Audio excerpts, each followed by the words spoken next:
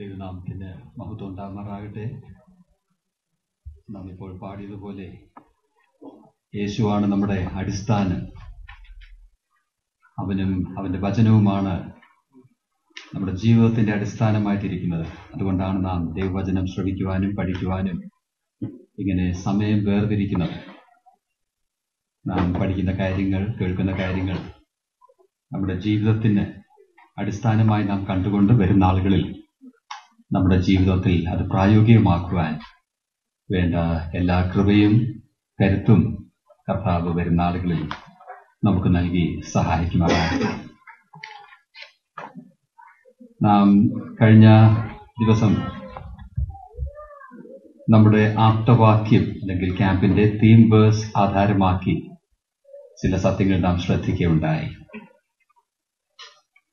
ആ കാര്യങ്ങൾ വീണ്ടും ഒന്ന് ഓർപ്പിച്ച്, അത് തന്നെയുമല്ല അതിൽ പിന്നീട് വിവരിക്കാം എന്ന് പറഞ്ഞ് ഞാൻ വിട്ട ഒരു കാര്യം വീണ്ടും ഓർപ്പിച്ച് ഇന്ന് ഈ സെഷനിൽ പഠിപ്പിക്കുവാൻ ആഗ്രഹിക്കുന്ന കുടുംബം സംബന്ധിച്ചുള്ള ചില അടിസ്ഥാന സത്യങ്ങളിലേക്ക് പ്രവേശിക്കുവാനായിട്ട് ആഗ്രഹിക്കുകയാണ്. ഇന്നലെ നാം ചിന്തിച്ച കാര്യങ്ങളൊന്ന് നമുക്ക് വീണ്ടും അയവിറക്കാം. ആദ്യമായി കൊലോസ് ലേഖനം 2-ാം അധ്യായത്തിന്റെ 6-7 വാക്യങ്ങൾ നാം വായിക്കുകയുണ്ടായി. 6-ാം അധ്യായത്തിൽ 6-ാം വാക്യത്തിൽ നാം കാണുന്ന പ്രധാന സംഗതി നാം അവന്റെ കൂട്ടായ്മയിൽ നടപ്പിൻ എന്നുള്ളതാണ്. 7-ാം വാക്യത്തിൽ ആരംഭത്തിൽ നാം കാണുന്നത് നമ്മുടെ തീം വേഴ്സിന്റെ നമ്മുടെ തീമായിട്ടുള്ള ഭാഗമാണ്. എന്താ അവിടെ നാം കാണുന്നത്? Rooted and built up in him. അവനിൽ വേരൂന്നിയും ആത്മീക വർധന പ്രാപിച്ചു. അവനിൽ വേരൂന്നുക, അതിലാണ് നാം പ്രധാനമായിട്ടും ഊന്നൽ നൽകുന്നത്. നാം പ്രധാനമായിട്ടും ചില കാര്യങ്ങൾ ഓർത്തത്, അവനിൽ വേരൂന്നണമെങ്കിൽ നമുക്ക് എന്ത് വേണമെന്ന് നാം പ്രാരംഭമായി കണ്ടു.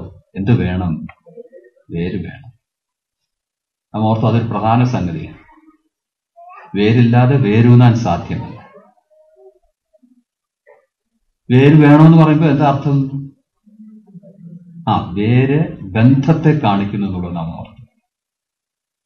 ഒരു മരത്തെ മണ്ണിനോട് ബന്ധിപ്പിക്കുന്നതാണ് വേര്. അപ്പോൾ വേര് വേണമെന്ന് പറയുമ്പോൾ, കർത്താവിൽ വേര് ഊന്നണമെന്ന് പറയുമ്പോൾ പ്രാരംഭമായി വേണ്ടത് കർത്താവുമായിട്ടുള്ള ബന്ധമാണ്. അല്ലെങ്കിൽ നാം മറ്റു വാക്കിൽ സാധാരണ പറയുന്നത് പോലെ ദൈവമക്കളായി തീരണം. അവന്റെ മക്കളായി തീരുന്നതാണല്ലോ അവനോടുള്ള ബന്ധം, ദൈവത്തോടുള്ള ബന്ധം. അത് കർത്താവിനെ നമ്മുടെ ജീവിതത്തിൽ സ്വീകരിക്കുന്നത് കൊണ്ടാണ്. നാം ഓർത്ത് ദൈവമക്കൾ എല്ലാവരും എന്തുള്ളവരാ? വേരുള്ളവരാ. വേരില്ലായിരുന്നെങ്കിൽ നമ്മൾ പാറ സ്ഥലത്ത് വീണ ആ വിത്ത് പോലെ വാടിപ്പോവുകയുള്ളായിരുന്നു, ഇവിടെ ഉണ്ടായിരിക്കുകയില്ലായിരുന്നു. മുൻപോട്ട് പോകുവാൻ, ക്രിസ്തീയ ജീവിതത്തിൽ മുൻപോട്ട് പോകുവാൻ സാധ്യമാകുകയില്ലായിരുന്നു. അപ്പോൾ വിശ്വാസികളായി ജീവിക്കുന്നവർ അല്ലെങ്കിൽ വിശ്വാസികളായിട്ടുള്ളവർ വേരുള്ളവരാണ്. അതുകൊണ്ടാണ് അവർ ആത്മീയ ജീവിതത്തിൽ തുടരുന്നത്. അവർക്ക് ആത്മീയ ജീവൻ ഉള്ളത് അതുകൊണ്ടാണ്. ഇങ്ങനെ ഇവിടെ കടന്നു വന്നിരിക്കുന്ന രക്ഷിക്കപ്പെട്ട എല്ലാവർക്കും വേരുണ്ട്, അല്ലെങ്കിൽ കർത്താവിൽ ബന്ധമുണ്ട്. ദൈവത്തിന്റെ മക്കളാണവർ. എന്നാൽ വേരുണ്ടായിരുന്നാൽ മാത്രം പോരാ, ബന്ധമുണ്ടായിരുന്നാൽ മാത്രം പോരാ. പിന്നെ എന്തും വേണം. എന്തും വേണം? കൂട്ടായ്മയും. നാം ഓർത്ത് ബന്ധമുള്ളവരെല്ലാവരും തമ്മിൽ കൂട്ടായ്മയൊന്നുമില്ല, തമ്മിൽ തിരിഞ്ഞുപോലും നോക്കുകയില്ലായിരിക്കാം. എന്നാൽ നമ്മുടെ ജീവിതത്തിൽ ആ അവസ്ഥ വരരുത്. കൊലോസ്യ വിശ്വാസികളുടെ മധ്യ വന്ന വിപത്തൊക്കെ, ആത്മീയ വിപത്തൊക്കെ നാം കാണുവാനായിട്ട് സാധിച്ചു. ദൈവമായിട്ട് വലിയ കൂട്ടായ്മയൊന്നും ഇല്ലാതെ തെറ്റായിട്ടുള്ള ഉപദേശത്തിന്റെ പിന്നാലെയൊക്കെ പോയിരുന്ന അവസ്ഥയിലായി. അതുകൊണ്ടാണ് പൗലോസ് പറയുന്നത് കൂട്ടായ്മയിൽ നടപ്പിൻ, വേരൂന്നുവിൻ. അവൾ ബന്ധം മാത്രം പോരാ, ദൈവത്തോടുള്ള, കർത്താവിനോടുള്ള കൂട്ടായ്മ ഏറെ ആവശ്യം. അവൾ കൂട്ടായ്മയ്ക്ക് തടസ്സമായി നമ്മുടെ ജീവിതത്തിൽ വരാവുന്നത് നാം ഒന്ന് പരാമർശിക്കുകയുണ്ടായ പാപമാണ്. ജീവിതത്തിൽ പാപം കടന്നു വരാം, വീഴ്ചയില്ലാത്ത ആരുമില്ല. So human to earth. അപ്പോൾ അത് നാം മനസ്സിലാക്കണം. എന്നാൽ എല്ലാവരും തെറ്റുന്നു, എല്ലാവരും ഇങ്ങനെയൊക്കെയാ ജീവിക്കുന്നത്, അതുകൊണ്ട് സാരമില്ലെന്ന് വിചാരിക്കാതെ അങ്ങനെയുള്ള ബലഹീനതകൾ ജീവിതത്തിൽ വരുമ്പോ അതിനുള്ള പരിഹാരം നാം വരുത്തി ജീവിക്കണം. കർത്താവുമായിട്ടുള്ള കൂട്ടായ്മയ്ക്ക് ആ വിഘ്നം വരുവാൻ നാം ഒരിക്കലും ഒന്നിനെ കൊണ്ടും ഇടവരുത്താതിരിക്കാൻ ശ്രദ്ധിക്കണം. അല്ലെങ്കിൽ വിശുദ്ധ ജീവിതത്തിൽ നമ്മെ തന്നെ കാക്കണം. അങ്ങനെ വിശുദ്ധ ജീവിതം, കൂട്ടായ്മ ജീവിതം, അതിന്റെ ബലം അനുസരിച്ച് മാത്രമേ ക്രിസ്തീയ ജീവിതം ഫലകരം ആകുകയുള്ളൂ. വേരിന്റെ ആ ഗുണമനുസരിച്ച് മാത്രമേ മുകളിലേക്ക് വളർച്ചയും ഫലവും ഉണ്ടായിരിക്കുകയുള്ളൂ. നാം എല്ലാവരും ആത്മീയമായി വർധന വന്ന് ജീവിക്കണമെന്ന് ആഗ്രഹിക്കുന്നവരാ, യാതൊരു സംശയവുമില്ല. ദൈവത്തിന് നമ്മുടെ ജീവിതം കൊണ്ട് ഈ പ്രദേശത്ത് മഹത്വം വരുത്തുവാൻ നാം ആഗ്രഹിക്കുന്നവരാ, കുടുംബമായി അത് നാം ആഗ്രഹിക്കുന്നവരാ. എന്നാൽ അത് സാധ്യമാകണമെങ്കിൽ കർത്താവുമായിട്ട് വ്യക്തിപരമായിട്ടുള്ള ബന്ധം മാത്രമല്ല, കൂട്ടായ്മയും ഏറെയാണ്. ഇത് നാം ശ്രദ്ധിക്കുവാനായിട്ട് കർത്താവ് നമ്മെ സഹായിക്കട്ടെ. അതാണ് വേരൂന്നുക എന്ന് പറഞ്ഞാൽ അർത്ഥം. പ്രാർത്ഥന, വചന വായന, ധ്യാനം, പഠനം, ഇതൊക്കെ അതിന്റെ ഭാഗം. വിശുദ്ധ ജീവിതത്തിന് അതെല്ലാം ആവശ്യമാണ്. അങ്ങനെ കൂട്ടായ്മയ്ക്ക് നാം പ്രധാന സ്ഥാനം കൊടുക്കണം. ഞാൻ കൂട്ടായ്മ എന്ന് പറഞ്ഞപ്പോ ആ മറ്റു വിശ്വാസികളോടുള്ള കൂട്ടായ്മയല്ല ആ വേരൂന്നത് നാം കാണുന്നത്. പിന്നെ അവനിൽ എന്ന് വെച്ചാൽ കർത്താവിൽ ദൈവോന്മുഖമായിട്ടുള്ള നമ്മുടെ കൂട്ടായ്മ. അതിന് നാം അവൻ നമ്മെ കഴുകി ശുദ്ധീകരിച്ച് മുൻപോട്ട് കൊണ്ടുപോകാൻ അനുവദിച്ച് നാം ജീവിക്കേണ്ടത് ഏറെ ആവശ്യം. പിന്നെ നാം കണ്ടത്, അവനിൽ വേരൂന്നിയാൽ ഫലം എന്തായിരിക്കും? അവനിൽ നിന്നുള്ളതായിരിക്കും, അവന്റെ സ്വഭാവമായിരിക്കും, അല്ലെങ്കിൽ അവൻ തന്നെ ആയിരിക്കും.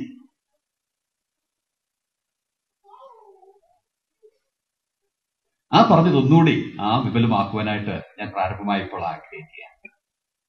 കൊലോസ്യർ 2:3 വീണ്ടും നോക്കുക. എന്താ അതിന്റെ ആരംഭത്തിൽ നാം കാണുന്നത്? അവനിൽ വേരൂന്നിയും, ഇല്ലേ? അവനിൽ വേരൂന്നിയും ആത്മിക വർധന പ്രാപിച്ചും നിങ്ങൾക്ക് ഉപദേശിച്ചു തന്നതിനൊത്തവണ്ണം വിശ്വാസത്താൽ ഉറച്ചും സ്തോത്രത്തിൽ കവിഞ്ഞും ഇരിപ്പിൻ. അവന് വേരൂന്നിയും. ഇത് മനസ്സിൽ വെച്ചുകൊണ്ട് എഫേസ് ലേഖനം 3 ഒന്ന് ശ്രദ്ധ കൊണ്ടുവരാം. എഫേസ് ലേഖനം 3 നമ്മൾ ഒരു കാര്യം ഓർക്കേണ്ടത്, കൊലോസ് ലേഖനം പൗലോസ് എഴുതിയതിനു ശേഷം അതോടൊപ്പം എഴുതിയതാണ് എഫേസ് ലേഖനം. കൊലോസ് ലേഖനം കൊലോസ്യർക്ക് മാത്രമായിട്ട് എഴുതിയതാണെങ്കിൽ മറ്റുള്ള സഭകളിലൊക്കെ ഈ പ്രശ്നങ്ങൾ നടക്കുന്നത് കൊണ്ട് മറ്റുള്ള ആ സഭകളിലൊക്കെ ഐക്യത്തക്കവണ്ണം ഒരു എൻസൈക്ലിക്കലായിട്ട്, ഒരു സർക്കുലർ ലെറ്ററായിട്ട് എല്ലാവരും വായിക്കത്തക്കവണ്ണം സൗകര്യമായി എഴുതിയതാണ് എഫേസ് ലേഖനം. അപ്പോൾ എഫേസ് ലേഖനം അതോടൊപ്പം എഴുതിയതായതുകൊണ്ട് ആശയങ്ങൾ പലതും ഒന്നായി നമുക്ക് കാണാനായിട്ട് സാധിക്കുന്നതാണ്. 3 വരിക. അതിന്റെ 17 നാം ഇപ്പോൾ ചിന്തിച്ചുകൊണ്ടിരിക്കുന്ന ആ വാക്യശകലത്തിന്റെ ഒരു സമാന്തരം എന്ന് നമുക്ക് ചിന്തിക്കാവുന്ന ഒരു വേദഭാഗം, ഒരു പ്രയോഗം നമുക്കിവിടെ കാണാൻ സാധിക്കുന്നുണ്ട്. ക്രിസ്തു വിശ്വാസത്താൽ നിങ്ങളുടെ ഹൃദയങ്ങളിൽ വസിക്കേണ്ടതിനും വരം നൽകണമെന്നും നിങ്ങൾ സ്നേഹത്തിൽ വേരൂന്നി അടിസ്ഥാനപ്പെട്ടവരായി വീതിയും നീളവും ഉയരവും ആഴവും എന്തെന്ന് സകല വിശുദ്ധന്മാരോട് കൂടെ ഗ്രഹിപ്പാനും പരിജ്ഞാനത്തെ കവിയുന്ന ക്രിസ്തുവിൻ സ്നേഹത്തെ അറിവാനും പ്രാപ്തരാകുകയും ദൈവത്തിന്റെ എല്ലാ നിറവിനോളം നിറഞ്ഞു വരികയും വേണം. ഇവിടെ നാം കാണുന്നത് എന്തിൽ വേരൂന്നണമെന്ന? സ്നേഹത്തിൽ വേരൂന്നുക. കൊലോസ്യ ലേഖനത്തിൽ നാം കണ്ടത് അവനിൽ വേരൂന്നുക. ഇവിടെ നാം കാണുന്നത് സ്നേഹത്തിൽ വേരൂന്നുക.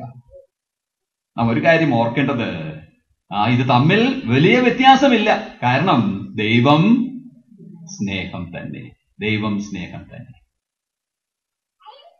നാം ഇതല്ലേ കൊലോസ്യ ലേഖനത്തിൽ നിന്ന് ചിന്തിച്ചപ്പോൾ മറ്റൊരു കാര്യവും ഓർക്കുകയുണ്ടായി. അവനിൽ എന്തെല്ലാം ഉണ്ടെന്നുള്ളത് ഓർക്കുന്നുണ്ടോ? 1 അവനിൽ പാപമോചനമെന്ന വീണ്ടെടുപ്പുണ്ട്.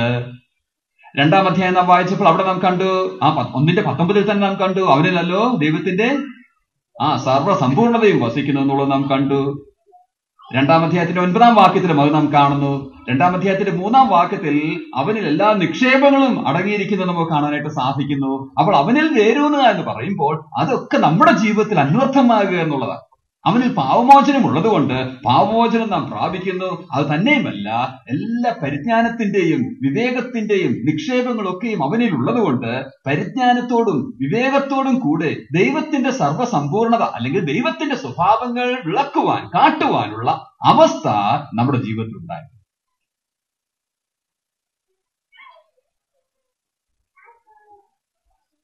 ദൈവത്തിന്റെ സർവ്വസമ്പൂർണതയും അവനിൽ വസിക്കുന്നു എന്ന് പറയുമ്പോൾ എന്താ അർത്ഥമാക്കുന്നത്? ദൈവത്തിന്റെ സർവ്വസമ്പൂർണത, ദ ഫുൾനെസ് ഓഫ് ഗോഡ്. എന്താ ഈ ഫുൾനെസ് ഓഫ് ഗോഡ്?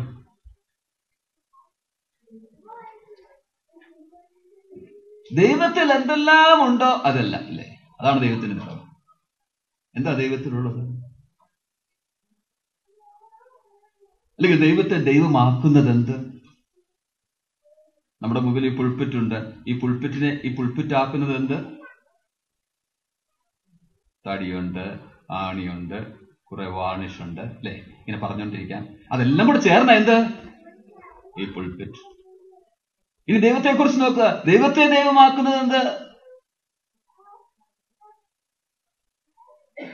ദൈവം ആത്മാവാകുന്നു, അല്ലെ? പുൾപ്പിറ്റിനെ കുറിച്ച് പറയുന്ന പോലെ ഇന്നത് കൊണ്ടൊക്കെ അവനെ ഉണ്ടാക്കിയിരിക്കുന്നതെന്ന് ദൈവത്തെ കുറിച്ച് നമുക്ക് പറയാൻ സാധിക്കില്ല. എന്നാൽ നമുക്ക് പറയാൻ സാധിക്കുന്ന ഏറ്റവും മെച്ചമായ ഇതാ അവന്റെ സ്വഭാവ ഗുണങ്ങൾ.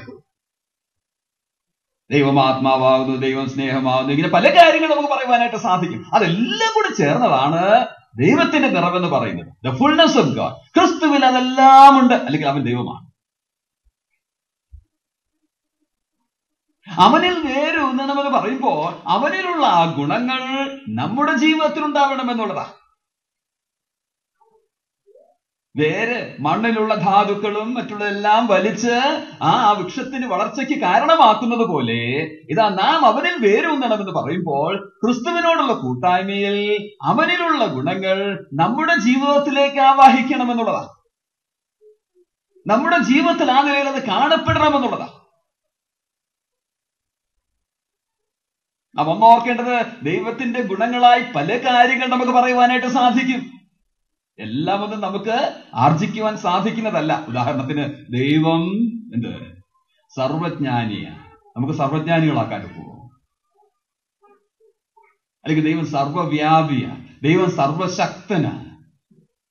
ആ ഗുണങ്ങളൊന്നും നമുക്ക് ആർജിക്കുവാൻ സാധിക്കുന്നതല്ല. കാരണം അത് ദൈവത്തിന് മാത്രമുള്ളതാണ്, ഇൻകമ്മ്യൂണിക്കബിൾ ആണ്. നമുക്ക് അവന് കമ്മ്യൂണിക്കേറ്റ് ചെയ്യുവാൻ സാധിക്കുന്നതല്ല അവയൊന്നും. കാരണം നാം എന്നും സൃഷ്ടികൾ തന്നെ ആയിരിക്കും. സ്രഷ്ടാവിന് മാത്രമുള്ള ഗുണങ്ങളാണ് അവ. എന്നാൽ അതുകൊണ്ടാണ് വേദപുസ്തകത്തിലേക്ക് ഇങ്ങനെ നമ്മൾ ഒരു വാക്യം കാണാത്തത്. ഞാൻ സർവശക്തനായിരിക്കുന്നത് പോലെ നിങ്ങളും സർവശക്തനാണെന്നുണ്ടോ? ഇല്ല, അങ്ങനെ ഒരു വാക്യമേ നാം എങ്ങും കാണുന്നില്ല. എന്നാൽ ഇങ്ങനെ ഒരു വാക്യമുണ്ട്. എങ്ങനെ? ഞാൻ വിശുദ്ധനാകയാൽ നിങ്ങളും വിശുദ്ധരായിരിപ്പിൻ.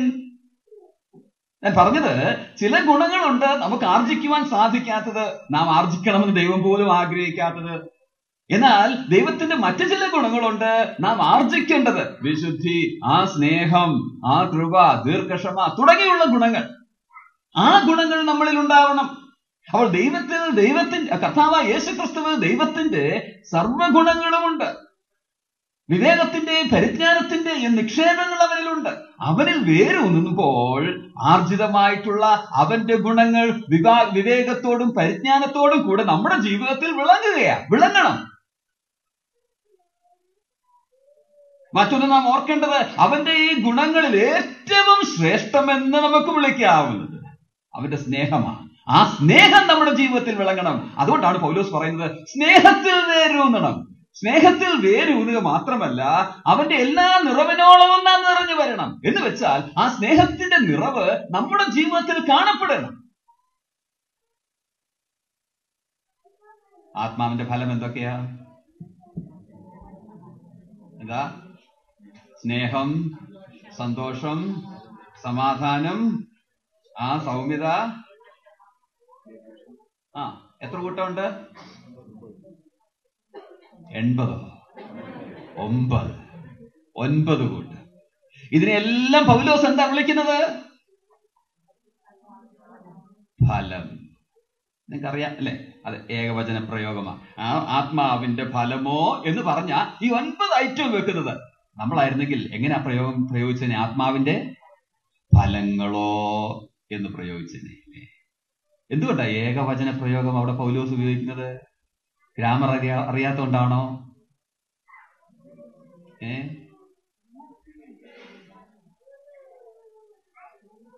രണ്ട് വിശദീകരണങ്ങൾ അതിനുണ്ട്. സാധാരണ നാം കേൾക്കുന്ന വിശദീകരണം ഈ 9 കൂട്ടി 1.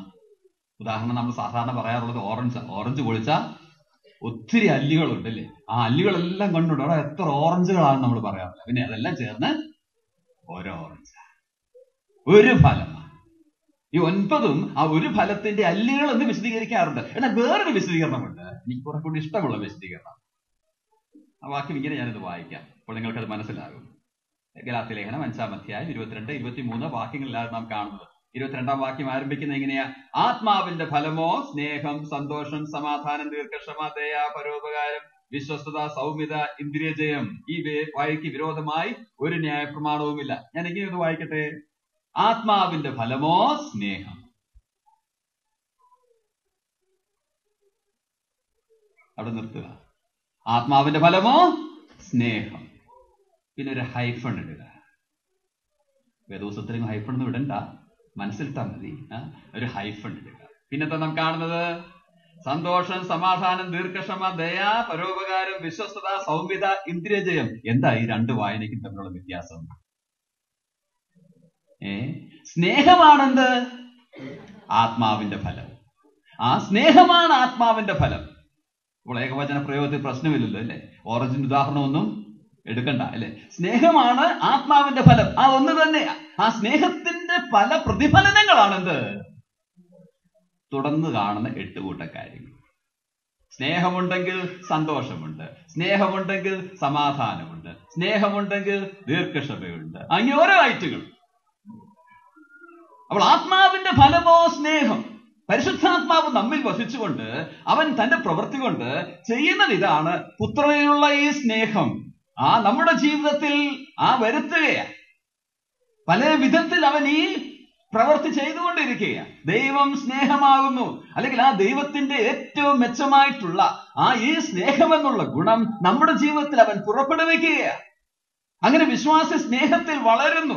അവൾ അവനിൽ വേരൂന്നണമെന്ന് പറയുമ്പോൾ ഈ സ്നേഹത്തിന്റെ വളർച്ചയിൽ ജീവിക്കുന്നതാ. അവന്റെ കൂട്ടായ്മയിൽ ഈ സ്നേഹം നമ്മുടെ ജീവിതത്തിൽ ഏറി വരുന്നതാ. അല്ലെങ്കിൽ എഫേസ്യ ലേഖനത്തിൽ നാം കാണുന്നത് പോലെ അവന്റെ സ്നേഹത്തിൽ വേരൂന്നുന്നതാ. അവന്റെ സ്നേഹത്തിൽ വേരൂന്നുമ്പോൾ അവനിലുള്ള നിറവ് നമ്മുടെ ജീവിതത്തിൽ വരും. അവനിലുള്ള നിറവ് നമ്മുടെ ജീവിതത്തിൽ വരുമ്പോ ഈ സ്നേഹത്തിന്റെ വർധന ജീവിതത്തിൽ ഉണ്ടാകും. ഈ സ്നേഹത്തിന്റെ വർധന എന്ന് പറയുമ്പോൾ സ്നേഹം പ്രായോഗികമാണ്. നമ്മുടെ മറ്റുള്ള ബന്ധങ്ങളിൽ ഈ സ്നേഹം പ്രകടം ആകണം. പറയുന്നത് നിങ്ങൾക്ക് മനസ്സിലാകുമെന്ന് വിചാരിക്കുന്നു അല്ലേ? നമ്മുടെ തീമിന്റെ കാര്യം ഒന്ന് വിശദീകരിക്കുക. ഞാൻ പറഞ്ഞത് അവനിൽ വേരൂന്നണം. അത് കൂട്ടായ്മയെ കാണിക്കും. അതേ കാര്യം തന്നെയാണ് അവന്റെ സ്നേഹത്തിൽ വേരൂന്നുക എന്ന് പറഞ്ഞാൽ അർത്ഥവും. അങ്ങനെ ആ സ്നേഹത്തിൽ വേരൂന്നിയാൽ നമ്മിൽ എന്തുണ്ടാവും? സ്നേഹം. അവന്റെ ആ സ്നേഹം എന്നുള്ള ഗുണം, ആ സ്നേഹം എന്നുള്ള ഗുണം നമ്മുടെ ജീവിതത്തിൽ ഉണ്ടാകുമ്പോൾ എല്ലാ തലങ്ങളിലും നമ്മുടെ ജീവിതത്തിൽ ഈ സ്നേഹം പ്രകടമാകണം. കൊലോസ് ലേഖനത്തിലേക്ക് നാം മടങ്ങി വരുമ്പോൾ അതിന്റെ 2, 3, 4 ഈ അധ്യായങ്ങളൊക്കെ വായിച്ചാൽ നമ്മുടെ ഈ നടപ്പിൽ നാം ഈ സ്നേഹത്തിൽ അല്ലെങ്കിൽ അവന്റെ കൂട്ടായ്മയിൽ നടക്കുന്ന ഈ നടപ്പിൽ അനവധി കൂട്ടങ്ങളോട് ഉള്ള നമ്മുടെ ഏർപ്പാട് എങ്ങനെയായിരിക്കണം എന്നുള്ളത് നാം കാണുന്നു. നമ്മവിടെ വായിക്കുമ്പോ തെറ്റായിട്ടുള്ള ഉപദേശം ആചരികൾ നമ്മുടെ വിരുദ്ധ തെറ്റിക്കുവാൻ ശ്രമിക്കുന്നവരോടുള്ള ഇടപാട് എങ്ങനെയായിരിക്കണമെന്ന് 2-ാം അധ്യായത്തിൽ കാണുന്നു.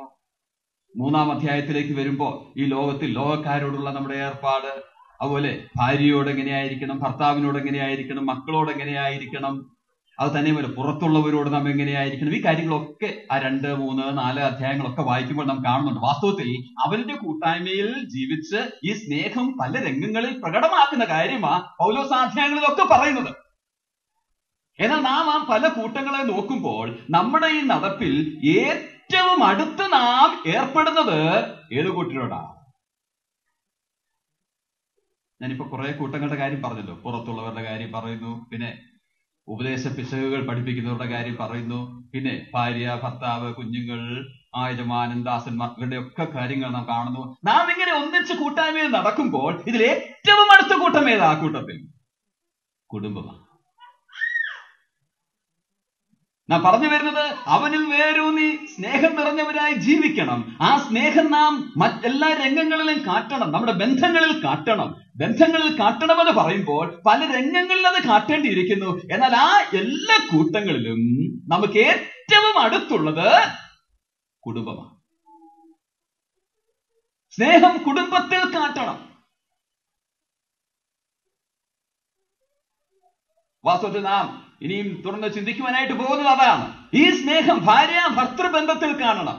ഈ സ്നേഹം മക്കളോട് കാട്ടണം. ഈ സ്നേഹം അന്യരോട് കാട്ടണം. അങ്ങനെ കാട്ടി ജീവിക്കുന്നതാണ് അവനിൽ വേരൂന്നി ആത്മീക അഭിവൃദ്ധി പ്രാപിച്ച് ജീവിക്കുന്ന ജീവിതം. അങ്ങനെ ജീവിക്കുന്നതാണ് അവന്റെ കൂട്ടായ്മയിൽ നടക്കുന്ന ജീവിതം. നമ്മുടെ ജീവിതം കൊണ്ട് അത് സാധ്യമാകണം.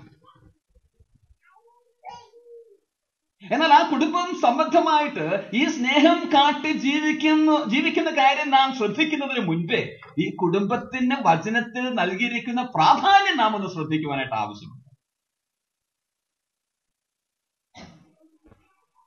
ഞാൻ ഓർപ്പിച്ചതുപോലെ കൊലോസ്യർ 2, 3, 4 അധ്യായങ്ങളിൽ പല കൂട്ടങ്ങളെ നാം കാണുന്നു.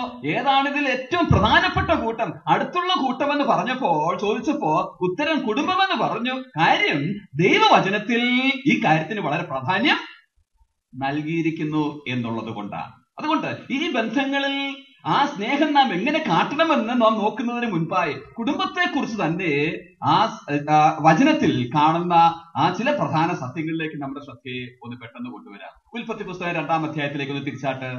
ഉൽപ്പത്തി പുസ്തകം 2-ാം അധ്യായം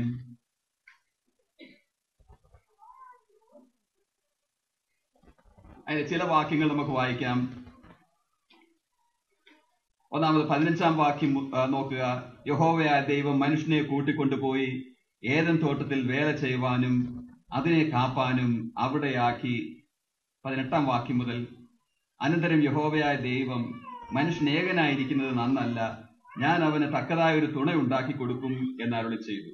യഹോവയായ ദൈവം ഭൂമിയിലെ സകല മൃഗങ്ങളെയും ആകാശത്തിലെ എല്ലാ പറവകളെയും നിലത്ത് നിന്ന് നിർമ്മിച്ചിട്ട് മനുഷ്യൻ അവയ്ക്ക് എന്ത് പേരിടുമെന്ന് കാണുവാൻ അവന്റെ മുൻപിൽ വരുത്തി. സകല ജീവജന്തുക്കൾക്കും മനുഷ്യനിട്ടത് അവയ്ക്ക് പേരായി. മനുഷ്യൻ എല്ലാ കന്നുകാലികൾക്കും ആകാശത്തിലെ പറവുകൾക്കും എല്ലാ കാട്ടുമൃഗങ്ങൾക്കും പേരിട്ടു. എങ്കിലും മനുഷ്യന് തക്കതായ ഒരു തുണ കണ്ടുകിട്ടിയില്ല. ആകയാൽ യഹോവയായ ദൈവം മനുഷ്യനൊരു ഗാഢനിദ്ര വരുത്തി. അവൻ ഉറങ്ങിയപ്പോൾ അവന്റെ വാരിയലുകളിൽ ഒന്നെടുത്ത് അതിന് പകരം മാംസം പിടിപ്പിച്ചു. യഹോവയായ ദൈവം മനുഷ്യനിൽ നിന്നെടുത്ത വാരിയലിനെ ഒരു സ്ത്രീയാക്കി അവളെ മനുഷ്യന്റെ അടുക്കൽ കൊണ്ടുവന്നു. അപ്പോൾ മനുഷ്യൻ, ഇത് ഇപ്പോൾ എന്റെ അസ്ഥിയിൽ നിന്ന് അസ്ഥിയും എന്റെ മാംസത്തിൽ നിന്ന് മാംസവുമാകുന്നു. ഇവളെ നരനിൽ നിന്ന് എടുത്തിരിക്കയാൽ ഇവൾക്ക് നാരി എന്ന് പേരാകും എന്ന് പറഞ്ഞു. അതുകൊണ്ട് പുരുഷൻ അപ്പനെയും അമ്മയെയും വിട്ട് പിരിഞ്ഞ് ഭാര്യയോട് പറ്റിച്ചേരും, അവർ ഏകദേഹമായി തീരും. നാം ഈ വായിച്ചു കേട്ട ഭാഗം ഇങ്ങനെയുള്ള കുടുംബ സംഗമങ്ങളിൽ അതുപോലെ വിവാഹ വേദികളിലൊക്കെ സാധാരണ വായിച്ച് ചിന്തിക്കാറുള്ള കാര്യങ്ങളാണ്. എന്നാൽ ഇന്ന് കുടുംബം സംബന്ധിച്ച് അടിസ്ഥാനപരമായിട്ടുള്ള ചില സത്യങ്ങൾ ഈ ഭാഗത്തു നിന്നും നമ്മുടെ ശ്രദ്ധയിലേക്ക് ഒന്ന് കൊണ്ടുവരാനായിട്ട് ആഗ്രഹിക്കുക. ചിലപ്പോൾ ഇത് നാം മുമ്പ് കേട്ടിട്ടുള്ള കാര്യങ്ങളായിരിക്കാം, നാം അറിയാത്ത കാര്യങ്ങളല്ല. നാം കൂടി വന്നിരിക്കുന്ന മിക്കവാറും എല്ലാവരും, അല്ലെ, 2 പേരൊഴികെ ബാക്കി എല്ലാവരും വിവാഹിതരാണ്. ആ നിലയിൽ നമുക്ക് ഈ കാര്യങ്ങൾ അറിയാവുന്നതാണ്. എന്നാലും ഈ കാര്യങ്ങൾ വീണ്ടും ഓർപ്പിച്ചുണർത്തുക ആവശ്യമാണ് എന്നുള്ളത് കൊണ്ട് ഈ കാര്യങ്ങൾ ചിന്തിച്ച് മുൻപോട്ട് പോകാനായിട്ട് ആഗ്രഹിക്കുന്നു. ഈ ഭാഗം നാം നോക്കിയാൽ ഒരു കാര്യം പ്രാരംഭമായി നാം ശ്രദ്ധിക്കേണ്ടത് കുടുംബത്തിന് വചനത്തിൽ നൽകിയിരിക്കുന്ന പ്രാധാന്യമാണ്. ഈ അന്തഘടാകങ്ങളുടെ എല്ലാം സൃഷ്ടിപ്പ് 1-ാം അധ്യായത്തിൽ വിവരിച്ചിരിക്കുകയാണ്. എല്ലാറ്റിനും വേണ്ടി ഒരു അധ്യായം മാത്രം. അത് 31 വാക്യങ്ങൾ. 31 വാക്യങ്ങളുടെയും എല്ലാം എടുക്കേണ്ട ആവശ്യമില്ല. 22 വാക്യങ്ങൾ കൊണ്ട് ആ കാര്യങ്ങളെല്ലാം വിശദീകരിച്ചിരിക്കും. എന്നാൽ കുടുംബത്തിന്റെ പ്രാരംഭം കാട്ടുവാൻ 2-ാം അധ്യായത്തിലേക്ക് നോക്കുമ്പോൾ ആ 2-ാം അധ്യായത്തിന്റെ പ്രധാന ഭാഗങ്ങളെല്ലാം അതിന് വിനിയോഗിച്ചിരിക്കുന്നത് നാം കാണാം. ഇത് തന്നെ ദൈവത്തിന്, അല്ലെങ്കിൽ ഇതിന്റെ എഴുത്തുകാരന് ഈ കുടുംബത്തെ കുറിച്ചുള്ള പ്രാധാന്യം എത്രമാത്രമാണെന്നുള്ളത് വ്യക്തമാണ്.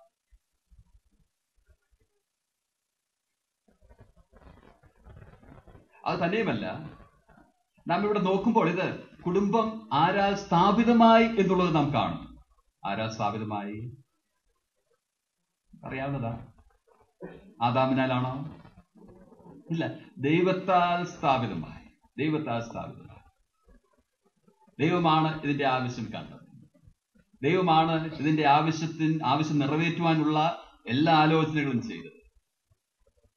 അവനാണ് ഇത് സ്ഥാപിക്കുന്നതായി നമുക്ക് കാണാനായിട്ട് സാധിക്കുന്നത്. അല്ലെങ്കിൽ കുടുംബം ദൈവത്താൽ സ്ഥാപിതമാണ്. നാം യാക്കോബിന്റെ ലേഖനം 1-ാം അധ്യായം 17-ാം വാക്യം വായിക്കുമ്പോൾ അവിടെ നാം കാണുന്നത് ദൈവത്തിൽ നിന്നുള്ള അല്ലെങ്കിൽ വെളിച്ചങ്ങളുടെ ദൈവമായിട്ടുള്ള പിതാവായിട്ടുള്ള ദൈവത്തിൽ നിന്ന് വരുന്നതെല്ലാം നല്ല ദാനമാണെന്ന് നമുക്ക് കാണാൻ സാധിക്കും. നല്ല ദാനമാണ്, പൂർണ്ണതയുള്ള ദാനമാണ്. ഇതും ദൈവത്തിന്റെ മനുഷ്യനുള്ള ദാനമാണ്. കുടുംബജീവിതം അതതിന്റെ പ്രാധാന്യത്തെ ഓർപ്പിക്കുന്നത്. ഇത് ദൈവത്താൽ സ്ഥാപിതമായ. ഇങ്ങനെ വിചാരിക്കുക, ആദാമിന് ചിന്തിച്ച് എന്തെങ്കിലും ഒരു പോംവഴി ഉണ്ടാക്കാനായിട്ട് ഒരവസരം കൊടുത്തിരുന്നു എന്ന് വിചാരിക്കുക. എന്താ ആദാം ചിന്തിച്ച് ആവിഷ്കരിച്ചത്? എന്താ ആലോചന കൊണ്ടുവന്നേന്? നീ തന്നെയൊക്കെ ആണല്ലോടാ, ഒന്ന് നോക്ക്, എന്താ നമുക്ക് ഇതിനൊരു പരിഹാരം എന്തുണ്ടെന്ന് ഒന്ന് ചിന്തിച്ചു നോക്കി എന്ന് പറഞ്ഞ് ആദാമിന് അല്പം ഒരു ചിന്തയ്ക്ക് അവസരം കൊടുക്കുകയാണെന്ന് വിചാരിക്കുക. എന്താ അവസരം? എന്ത് ചിന്ത അവൻ കൊണ്ടുവന്നേന്?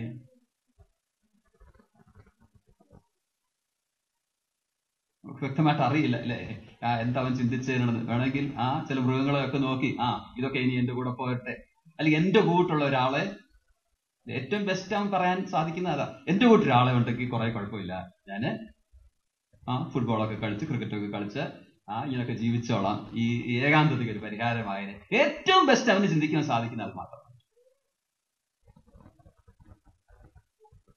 ദൈവം ചെയ്ത ഈ കാര്യം പോലെ ഒന്ന് ചിന്തിക്കുവാൻ അവൻ ഒരിക്കലും സാധ്യമല്ല. ഞാൻ പറഞ്ഞത് ഇത് ദൈവത്താലാണ് വന്നത്, ദൈവത്താൽ വരുന്നതാണ് ഏറ്റവും ഉത്തമം. നാം ലോകത്തിൽ നോക്കിയാൽ മനുഷ്യൻ ഈ വിവാഹ ജീവിതം അല്ലെങ്കിൽ കുടുംബ സംവിധാനത്തിന് പകരമായിട്ട് ആലോചിക്കുന്ന പല ചിന്തകൾ, ഇതിൽ നിന്ന് വിഭിന്നമായിട്ടുള്ള പല കാര്യങ്ങൾ, സംവിധാനങ്ങൾ നമുക്ക് കാണാനായിട്ട് സാധിക്കുന്നുണ്ട്. പാശ്ചാത്യ ലോകത്തൊക്കെ ഏറ്റവും കൂടുതലുള്ളത് കല്യാണം ഒന്നും വേണ്ട, പിന്നെ ഒന്നിച്ച് താമസിച്ചാൽ മതി, ലിവ് ഇൻ റിലേഷൻഷിപ്സ്. വേണമെങ്കിൽ പിന്നെ കാണാം ലീഗലൈസ് ചെയ്യുക. Live in relationship. എന്നാൽ അടുത്തിടയ്ക്ക് ഒരു ആർട്ടിക്കിൾ വായിക്കുവാനായിട്ട് സാധിച്ചത് അതിന്റെ പ്രാധാന്യവും മനുഷ്യൻ ഇപ്പോൾ വലുതായിട്ട് കൊടുക്കുന്നില്ലെന്നുള്ളതാണ്. US-ൽ മുൻപ് അതിനുവേണ്ടിയായിരുന്നു മനുഷ്യരൊക്കെ വോട്ട് ചെയ്തിരുന്നത്. മാരേജ് ഒന്നും വേണ്ട, ലിവ് ഇൻ റിലേഷൻഷിപ്സ്. എന്നാൽ ഇപ്പൊ പറയുന്നത്, ഒരു വോട്ടിൽ നടന്നത് 61% പേർ മാരേജിന് വോട്ട് ചെയ്യുന്നതായിട്ടുള്ള, അത്രയും ഇല്ലായിരുന്നു മുൻപ്. എണ്ണം കൂടുകയാണ് എന്ന് പറഞ്ഞതിന്റെ അർത്ഥം മനുഷ്യൻ ഇതാണ് നല്ലതെന്ന് പറഞ്ഞുകൊണ്ട് ഇതിന്റെ പിന്നാലെ പോയി ഇപ്പോ ഇത് ഒക്കെയില്ല എന്ന് മനസ്സിലാക്കുവാനിടയായി തീർന്നു. എന്നാൽ ഇങ്ങനെയുള്ള ആശയങ്ങൾ ഇപ്പോ പൗരസ്ത്യ രാജ്യങ്ങളിൽ അല്ലെങ്കിൽ ഇന്ത്യയിലൊക്കെ പ്രവേശിച്ചിരിക്കുക. ലിവ് ഇൻ റിലേഷൻഷിപ്സ് സിറ്റികളിലൊക്കെ ആരംഭിച്ചു തുടങ്ങി. ഇത് ശരിയല്ലെന്നുള്ളത് അറിവാൻ ഇനിയും ചിലപ്പോൾ ചില പതിറ്റാണ്ടുകൾ കൂടി മുൻപോട്ട് പോയെന്ന് വരും. അടുത്തിടെ ബാംഗ്ലൂരിൽ ചെന്നപ്പോ അവിടെ ഒരു പേപ്പറിൽ അടുത്തിടയ്ക്കുള്ള ചില പുരോഗതികൾ വിവാഹം സംബന്ധിച്ചുള്ളത് വായിക്കുവാനായിട്ട് ഇടയായി തീർന്നു. വായിക്കുവാനായിട്ട് ഇടയായി തീർന്നത് പാശ്ചാത്യ രാജ്യത്തിലെ രീതിയും പൗരസ്ത്യ രാജ്യത്തിലെ രീതിയും ചേർന്നുള്ള മിശ്രമായിട്ടുള്ള ഒരു സംവിധാനം ഞാൻ വായിച്ചു നോക്കിയപ്പോ ഇങ്ങനെയാണ് മനസ്സിലാക്കാനായിട്ട് സാധിച്ചത്. വിവാഹം മാതാപിതാക്കളിലൂടെ തന്നെ അറേഞ്ച്ഡ്, എന്നല്ലാണ്ട് ഒരു വർഷത്തിന് മുൻപ് അവര് ഈ പയ്യനെയോ അല്ലെങ്കിൽ പെണ്ണിനെയോ ആലോചന അറിയിക്കും. അതിനുശേഷം അവർ ഒരുമിച്ച് ജീവിക്കുകയോ അവർ ഒരുമിച്ച് നടക്കുകയോ എന്തെങ്കിലുമൊക്കെ ചെയ്യുക. ഒരു വർഷത്തിന് ശേഷം അവർ മാതാപിതാക്കളോട് പറയും വിവാഹം വേണോ വേണ്ടയോ എന്ന്. വേണ്ടെന്ന് പറഞ്ഞാൽ വേണ്ട, വേണമെന്ന് പറഞ്ഞാൽ അത് നടത്തി കൊടുക്കുക. ഞാനത് വായിച്ചപ്പോൾ ഓർത്തു, ഇത് പാശ്ചാത്യ രാജ്യത്തിലെ പ്രശ്നങ്ങളും പൗരസ്ത്യ രാജ്യത്തിലുള്ള പ്രശ്നങ്ങളും എല്ലാം ഒന്നിച്ചു വരുവാൻ കാരണമായിട്ട് ഭാവിയിൽ ആയിത്തീരുമെന്നുള്ളത് അത് ഓർക്കുവാനായിട്ട് ഇടയായി. എന്നാൽ ഞാൻ പറഞ്ഞത് ഇതാണ്, ഇങ്ങനെ ലോകത്തിൽ മനുഷ്യൻ സ്വയമായി ചിന്തിച്ച് പല കാര്യങ്ങൾ ആവിഷ്കരിക്കുന്നു. എന്നാൽ നാം ഒരു കാര്യം ഓർക്കേണ്ടത്, ദൈവത്തിൽ നിന്നുള്ളതാണ് ഏറ്റവും മെച്ചമായിട്ടുള്ളത്, ഏറ്റവും പെർഫെക്റ്റ് ഗിഫ്റ്റ് അവനിൽ നിന്നുള്ളതാണ്. ദൈവം ഇവിടെ ഈ 2-ാം അധ്യായത്തിൽ കാട്ടിയിരിക്കുന്നതിന് അതീതമായി മനുഷ്യന് ചിന്തിക്കുവാൻ സാധ്യമല്ല. ഇത് ദൈവത്തിൽ നിന്നുള്ളതാണ്. ദൈവത്തിൽ നിന്നുള്ളതായതുകൊണ്ട് നാം ഇതിന് പ്രാധാന്യം നൽകുന്നു. ഇതിന് നാം പ്രാധാന്യം നൽകുവാൻ മറ്റൊരു കാര്യവുമുണ്ട്. ഇതാണ് ആദ്യം സ്ഥാപിതമായ സ്ഥാപനം. ഇത് ദൈവത്താൽ സ്ഥാപിതമായെന്ന് മാത്രമല്ല, ഇതാണ് ആദ്യം സ്ഥാപിതമായ സ്ഥാപനങ്ങൾ എന്ന് പറയുമ്പോ നാം ചുറ്റും നോക്കിയാൽ ഗവൺമെന്റ് ഉണ്ട് അല്ലെ? ദൈവത്താൽ അല്ലാതെ ഒരു അധികാരവും ഇല്ല. അധികാരങ്ങൾ ദൈവത്തിൽ നിന്നുള്ളതാണ്. സ്ഥാപനം എന്ന് പറയുമ്പോൾ മറ്റൊന്ന് സഭ, മൂന്നാമത്തതാണ് കുടുംബം. ഈ മൂന്നും നോക്കിയാൽ എല്ലാം പ്രധാനമുള്ളതാണ്, യാതൊരു സംശയവുമില്ല. എല്ലാത്തെയും അതിജീവിക്കുന്നതാണ് സഭ, യാതൊരു സംശയവുമില്ല. എന്നാൽ ക്രമം നോക്കിയാൽ ആദ്യത്തേത് എന്തായിരുന്നു? കുടുംബം. മനുഷ്യ ചരിത്രത്തിന്റെ ആരംഭത്തിൽ തന്നെ നമുക്കത് കാണാനായിട്ട് സാധിക്കും. അപ്പോൾ ദൈവത്തിൽ നിന്നുള്ളതെന്ന് മാത്രമല്ല, ദൈവത്താൽ ആദ്യം സ്ഥാപിതവുമായതുമാണ്. അത് തന്നെയുമല്ല, വചനത്തിൽ ഉടനീളം നാം നോക്കിയാൽ ആദ്യോടന്തം ഇതിന്റെ ഊന്നൽ നമുക്ക് കാണാനായിട്ട് സാധിക്കുന്നുണ്ട്. പഴയ നിയമത്തിന്റെ ആരംഭത്തിൽ ഇതാ 2-ാം അധ്യായത്തിൽ തന്നെ വിവാഹം നാം കാണുന്നു, ആദം ഹവ്വ. പുതിയ നിയമത്തിലേക്ക് വന്നാലോ, അവിടെയും പ്രാരംഭത്തിൽ തന്നെ ഒരു വിവാഹം നാം കാണുന്നു. ആരുടേത്?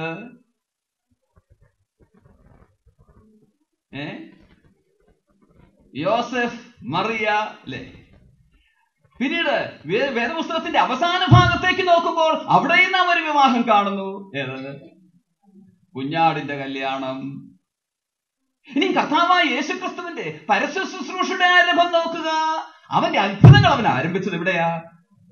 കാനാവിൽ ഒരു വിവാഹ രംഗത്ത്. ഞാൻ പറഞ്ഞതിന്റെ അർത്ഥം, തിരുവചനത്തിൽ ഉടനീളം ആദ്യം അവസാനവും മാത്രമല്ല, അതിന്റെ ഓരോ പേജുകൾ നാം നോക്കിയാലും കുടുംബ ജീവിതത്തിനുള്ള ഊന്നൽ, പ്രാധാന്യം നമുക്ക് കാണാനായിട്ട് സാധിക്കുന്നുണ്ട്. ഇതൊക്കെ നാം നോക്കിയാൽ നാം ഓർക്കേണ്ട സംഗതി ഇതാണ്: ആ ദൈവവചനത്തിൽ ഏറെ പ്രധാനമുള്ള കാര്യമാണിത്. വിവാഹ ജീവിതം പ്രധാനമുള്ളതാണ്. വചനത്തിൽ ഇതിനുള്ള പ്രാധാന്യം നാം കാണുന്നത് കൊണ്ടാണ്, അല്ലെങ്കിൽ ദൈവത്തിന് ഏറെ പ്രാധാന്യമുള്ളത് കൊണ്ടാണ് നമ്മുടെ ജീവിതത്തിൽ ഇത് വളരെ പ്രധാനമായി നാം എടുക്കുന്നത് എന്നുള്ളത് ഓർക്കുവാനായിട്ട് ആവശ്യമാണ്.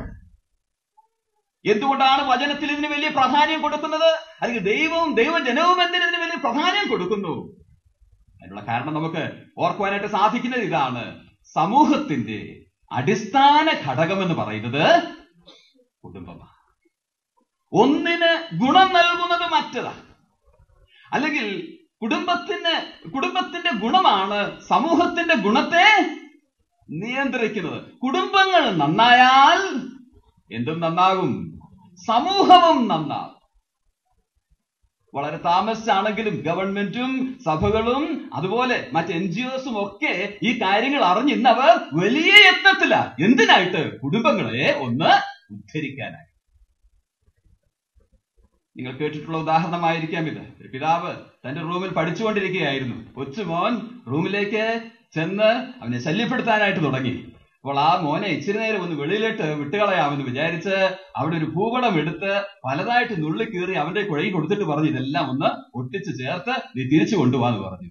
2-3 മണിക്കൂർ അവൻ എടുക്കും, എന്നിട്ടേ തിരിച്ചു വരുവുള്ളൂ എന്ന് വിചാരിച്ചു. എന്നാൽ 2-3 മിനിറ്റുകൾക്കുള്ളിൽ അകത്ത് വന്നിട്ട് പറഞ്ഞു, ഡാഡി ഇതാ ഞാനെല്ലാം ശരിയാക്കി. അപ്പോൾ ഡാഡിക്ക് വളരെ അതിശയമായി. ഇത്ര പെട്ടെന്ന് നിനക്ക് ഇതെങ്ങനെ സാധിച്ചു? അപ്പൊ ഡാഡി പറഞ്ഞു, ഡാഡി ഒരു കാര്യം ശ്രദ്ധിച്ചില്ല. അതിന്റെ പിൻപുറത്ത് നോക്കിയപ്പോ എന്താണ് ആ പിൻപുറത്തുള്ള പടം? ഒരു കുടുംബത്തിന്റെ പടം, അപ്പനും അമ്മയും 2 കുഞ്ഞുങ്ങളും. അപ്പോൾ അവൻ അത് നോക്കിയപ്പോ അത് ഫിക്സ് ചെയ്യാൻ അവൻ വളരെ എളുപ്പമാ. അപ്പൻ ഇവിടെ നിൽക്കുന്നു, അമ്മ ഇവിടെ നിൽക്കുന്നു, മക്കൾ ഇവിടെ നിൽക്കുന്നു, കൈ ഇവിടെ, കാലിവിടെ, തല ഇവിടെ, അതൊക്കെ നോക്കി അവൻ അത് ശരിയാക്കിയപ്പോ തിരിച്ചു വച്ചപ്പോ അവിടുത്തെ ഭൂപടവും ശരിയായിട്ട്. പറഞ്ഞതിന്റെ അർത്ഥം ഇതാ: കുടുംബം നന്നായാൽ എന്ത് നന്നാകും? ഭൂമി നന്നാകും, സമൂഹം നന്നാകും. ഈ സത്യം നാം ഓർക്കുവാനായിട്ട് ആവശ്യമുണ്ട്. ഇന്ത്യയിലെ വാർത്തകളൊക്കെ നിങ്ങൾ ഇടയ്ക്കൊക്കെ നോക്കുന്നവരാണെന്ന് വിചാരിക്കുന്നു. ചില ആഴ്ചകൾക്ക് മുമ്പാണ് ഇന്ത്യയിൽ ഡൽഹി റേപ്പ് കേസ്, അത് പേപ്പറുകളിലൊക്കെ വളരെ പ്രാധാന്യം കൊടുത്ത് കണ്ടിരുന്ന വാർത്തയായിരുന്നു. നിങ്ങൾ ചിലരൊക്കെ അത് വായിച്ചു എന്ന് വിചാരിക്കുക. ഒരു പെൺകുട്ടിയെ ഓടുന്ന ബസ്സിൽ നിന്നും ഏതാണ്ട് പകുതി കൊന്ന് റോഡിലേക്ക് തള്ളി, റേപ്പ് ചെയ്ത് റോഡിലേക്ക് തള്ളി. ആ കുട്ടി പിന്നീട് മരിക്കുകയുണ്ടായി. ആ റേപ്പ് കേസിൽ 16 വയസ്സുള്ള ഒരു കുട്ടിയും ഉണ്ടായിരുന്നു എന്നാ പറയുന്നത്. അവരുടെ ഓരോ കുടുംബങ്ങൾ, അവർ വന്ന അതിൽ ഏർപ്പെട്ട ആൺകുട്ടികൾ വന്ന ഈ കുടുംബങ്ങളെ കുറിച്ചുള്ള ചെറിയ വിശദീകരണങ്ങളും പേപ്പറുകളിൽ ഉണ്ടായിരുന്നു. അതൊക്കെ നോക്കിയാൽ ഒരു കാര്യം മനസ്സിലാക്കാൻ സാധിക്കുന്നത്, ഇവരൊക്കെ വന്നത് തകർന്ന കുടുംബങ്ങളിൽ നിന്ന്, നല്ല കുടുംബങ്ങളിൽ നിന്ന് വന്നത്, തകർന്ന കുടുംബങ്ങളിൽ നിന്ന്. അല്ലെങ്കിൽ ഈ സമൂഹത്തിലെ വലിയ വിപത്ത് വരുത്തി വെക്കുവാൻ, ഇന്ത്യയെ അല്ലെങ്കിൽ ലോകത്തെ മുഴുവനും ഉലച്ച ആ കേസ് വരുത്തി വെക്കുവാൻ കാരണം തകർന്ന കുടുംബങ്ങളാണ്. കുടുംബങ്ങൾ നന്നായാലേ സമൂഹങ്ങൾ നന്നാകുകയുള്ളൂ. വിശ്വാസികളായി നാം ചിന്തിക്കുമ്പോൾ നാം ഒരു കാര്യം ഓർക്കണം: കേവലം സമൂഹങ്ങൾ നന്നാകുന്നത് മാത്രമല്ല, സഭയുടെ നന്മയ്ക്കും കുടുംബങ്ങൾ, നല്ല കുടുംബങ്ങളാണ് ആവശ്യം. ഇന്ന് പല സഭകൾ തകരുന്നത് കുഞ്ഞുങ്ങൾ വീട്ടിൽ കാണുന്ന പല കാര്യങ്ങൾ കുടുംബത്തിൽ വന്ന് അത് ആവിഷ്കരിക്കുന്നത് കൊണ്ടാണ്. അപ്പോൾ സമൂഹത്തിനും സഭയ്ക്കും ആവശ്യമായിട്ടിരിക്കുന്നത് ആ നല്ല കുടുംബങ്ങളാണ് എന്നുള്ളത് നാം ഓർക്കണം. ഈ കാര്യങ്ങൾ കൊണ്ടാവാം വചനത്തിൽ കുടുംബത്തിന് ഏറെ സ്ഥാനം നൽകി നമുക്ക് കാണാനായിട്ട് സാധിക്കുന്നത്. തന്നെയുമല്ല, ഈ ദൈവജനം ആ നല്ല കുടുംബങ്ങളായിട്ട് അവർ ഓരോ സ്ഥലത്ത് വസിക്കണം, സമൂഹത്തിനും സഭയ്ക്കും നന്മയായി ജീവിക്കണമെന്നുള്ള ലക്ഷ്യം കൊണ്ടായിരിക്കാം ദൈവം ഇങ്ങനെ ഒരു ബുക്കും നമുക്ക് നൽകിയിരിക്കുന്നു. ഏത് ബുക്കാ? ആ വേദപുസ്തകം, ബൈബിൾ നമുക്ക് നൽകിയിരിക്കുന്നത്. ഞാൻ ആദ്യം ഓർപ്പിച്ചതുപോലെ ഇനി ആദ്യോടന്തം കുടുംബങ്ങൾക്കുള്ള നിർദ്ദേശങ്ങളാണ്. നാം കുടുംബങ്ങളായി എങ്ങനെ വർത്തിക്കണമെന്നുള്ളത് ഇവിടെ നാം കാണുന്നുണ്ട്. സാധാരണ പറയാറുണ്ട്, ഇത് നമ്മുടെ മേക്കേഴ്സ് മാനുവലാ. എന്താ മേക്കേഴ്സ് മാനുവൽ? എല്ലാ നല്ല ഉൽപ്പന്നങ്ങൾക്കും ആ മാനുഫാക്ചറർ ഒരു മാനുവൽ ഉണ്ടാക്കാറുണ്ട്. ഇതെങ്ങനെ ഓപ്പറേറ്റ് ചെയ്യണം, എന്തെങ്കിലും കുഴപ്പം വന്നാൽ പിന്നെ എങ്ങനെ അത് സ്റ്റാർട്ട് ചെയ്യാനായിട്ട് സാധിക്കും, ഈ കാര്യങ്ങളൊക്കെ നൽകി, വിവരങ്ങൾ നൽകിയുള്ള ഒരു ബുക്ക്. എന്നാൽ നാം ഒരു കാര്യം ഓർക്കണം, എല്ലാ ഉൽപ്പന്നങ്ങൾക്കും അത് കിട്ടുകയില്ല. കടയിൽ പോയി ഒരു ടൂത്ത് ബ്രഷ് വാങ്ങിയിട്ട് ഇതിന്റെ മാനുവൽ ഒന്ന് താന്ന് പറഞ്ഞ് കിട്ടുമോ? ഇല്ല, നാം അതിനൊന്നും മാനുവൽ അന്വേഷിക്കാറില്ല. അങ്ങനെ ചെറിയ ചെറിയ സാധനങ്ങൾക്ക്, വിലയില്ലാത്ത സാധനങ്ങൾക്കൊന്നും നാം മേക്കേഴ്സ് മാനുവൽ അന്വേഷിക്കാറില്ല. വിലയുള്ള സാധനങ്ങൾ, ആ ഒരു ടി വി പോയി വാങ്ങുക, അല്ലെങ്കിൽ ഒരു എയർ കണ്ടീഷൻ വാങ്ങുക, ഇങ്ങനെ വിലയുള്ള സാധനങ്ങൾ നാം വാങ്ങുമ്പോഴാണ് എന്ത് കാണുന്നത്? അതോടൊപ്പം ഈ മേക്കേഴ്സ് മാനുവലും വരുന്നത്. ഞാൻ പറഞ്ഞതിന്റെ അർത്ഥം, ആ ടൂത്ത് ബ്രഷ് പോലെ ആ വിലയില്ലാത്ത ചെറിയൊരു സാധനം, ചെറിയൊരു സംഗതിയല്ല കുടുംബം. വിലയുള്ളതാണ്, ദൈവസന്നിധിയിൽ വിലയുള്ളതാണ്. അതുകൊണ്ടാണ് ഈ ബൃഹത്തായിട്ടുള്ള മേക്കേഴ്സ് മാനുവൽ നമുക്ക് നൽകി ദൈവം നൽകിയിരിക്കുന്നത് എന്നുള്ളത് നാം ഓർക്കണം. എന്നാൽ ഏറ്റവും പ്രധാനമായിട്ടുള്ള കാര്യം ഇതാണ്, നാം ആ കുടുംബജീവിതത്തിലേക്ക് പ്രവേശിക്കുന്നതിന് മുൻപ്, അല്ലെങ്കിൽ കുടുംബജീവിതത്തിലായിരിക്കുന്നവർ കുടുംബത്തെക്കുറിച്ച് എന്താണ് ഈ മേക്കേഴ്സ് മാനുവലിൽ അല്ലെങ്കിൽ ഈ ദൈവവചനത്തിൽ പറഞ്ഞിരിക്കുന്നത് എന്ന് മനസ്സിലാക്കുകയും കുടുംബത്തിൽ വിവേകത്തോടെ നടക്കുവാൻ തക്കവണ്ണം, ജീവിക്കുവാൻ തക്കവണ്ണം തങ്ങളെ തന്നെ ഒരുക്കുകയും ചെയ്യുവാൻ ഏറെ ആവശ്യം. നമ്മുടെ ജീവിതം നോക്കിയാൽ മറ്റുള്ള എല്ലാ കാര്യത്തിനും വേണ്ടി നാം വളരെ പഠിക്കും, വളരെ പ്രിപ്പയർ ചെയ്യും, അല്ലെ? നാം എല്ലാം ജോലി ചെയ്യുന്നവരാണല്ലോ. ആ ജോലി കിട്ടാൻ എത്ര വർഷങ്ങൾ പഠിച്ചു?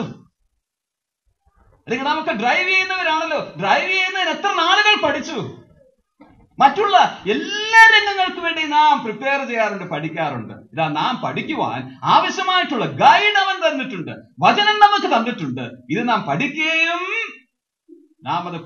നാം ഈ ജീവിതത്തിനായിട്ട്, കുടുംബ ജീവിതത്തിനായി നമ്മെ തന്നെ ഒരുക്കുകയും ചെയ്യുവാൻ ഏറെ ആവശ്യമുണ്ട്. ഞാൻ ഇതുവരെയും പറഞ്ഞു വന്നത് വചനത്തിൽ ഈ വിഷയത്തിന് ഏറെ പ്രാധാന്യം കൊടുത്തിരിക്കുന്നു എന്നുള്ളതാണ്. കുടുംബത്തെക്കുറിച്ചുള്ള ഒരു അടിസ്ഥാന സത്യമത. ഇത് ലാഘവ ബുദ്ധിയോടെ എടുക്കേണ്ടതല്ല. വചനത്തിൽ നൽകിയിരിക്കുന്ന പ്രാധാന്യം നമ്മുടെയും ജീവിതത്തിൽ നൽകണം. പ്രത്യേകിച്ച് ശത്രു ഏറെ ഇന്ന് ഹനിച്ചുകൊണ്ടിരിക്കുന്നത്, ശല്യം ചെയ്തുകൊണ്ടിരിക്കുന്നത് കുടുംബരംഗങ്ങളില. എത്രയോ കുടുംബങ്ങൾ തകർന്നുകൊണ്ടിരിക്കുന്നു. അതിനെതിരെ നമ്മെ സജ്ജമാക്കുവാൻ വേണ്ടിയാണ് ദൈവം ഈ പ്രാധാന്യം നമ്മെ വിളിച്ചറിയുന്നത്. അതേ വേണ്ട പ്രാധാന്യം നമ്മുടെ ജീവിതത്തിൽ ഇതിന് നൽകുവാനായിട്ട് കർത്താവ് നമ്മെ സഹായിക്കും. രണ്ടാമത്, ഇവരെ ഞാൻ പറഞ്ഞത് വചനത്തിൽ ഇതിന് ഏറെ പ്രാധാന്യം നൽകിയിരിക്കുന്ന രണ്ടാമത്തെ കാര്യം, ഏകമായിരിക്കുന്ന കാലം കുടുംബ ജീവിതത്തിനുള്ള ഒരുക്കത്തിന്റെ കാലം.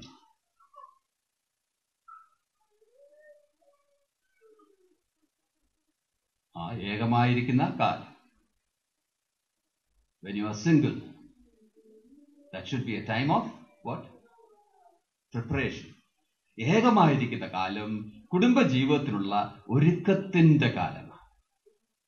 നാം ആദ്യം വായിച്ച വേദഭാഗത്തിൽ 2-ാം അധ്യായത്തിന്റെ 18-ാം വാക്യം വായിക്കുമ്പോൾ നമുക്ക് അവിടെ കാണാനായിട്ട് സാധിക്കുന്നുണ്ട്, മനുഷ്യൻ ഏകനായിരിക്കുന്നത് നന്നല്ല. നമുക്ക് എല്ലാവർക്കും അറിയാവുന്ന ഭാഗമാണ്. മനുഷ്യൻ ഏകനായിരിക്കുന്നത് നന്നല്ല. എന്നാൽ ഒരു കാര്യം ഓർക്കണം, ഈ ഏകത്വം ആരാ ഉണ്ടാക്കിയേ?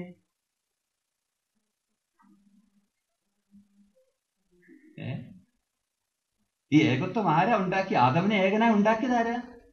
ദൈവമാ. ദൈവം ചെയ്യുന്നതെല്ലാം നല്ലതല്ലേ? നാം ആദ്യം അതാ കേട്ടതല്ലേ? ദൈവത്തിൽ നിന്ന് വരുന്നതെല്ലാം എന്താ? തികവുള്ളതാ, നല്ലതാ. യാക്കോബ് അതാ പറയുന്നത് നാം കേട്ടത്. അപ്പൊ പിന്നെന്താ ഏകനായിരിക്കുന്നത് നന്നല്ല എന്ന് പറയുന്നത്? നാം മനസ്സിലാക്കേണ്ടതാ, ഏകത്വം അല്ലെന്നല്ല പറയുന്നത്. പിന്നെ ഏകനായി ഇരിക്കുന്നത്, അല്ലെങ്കിൽ ഏകനായി തുടരുന്നത്.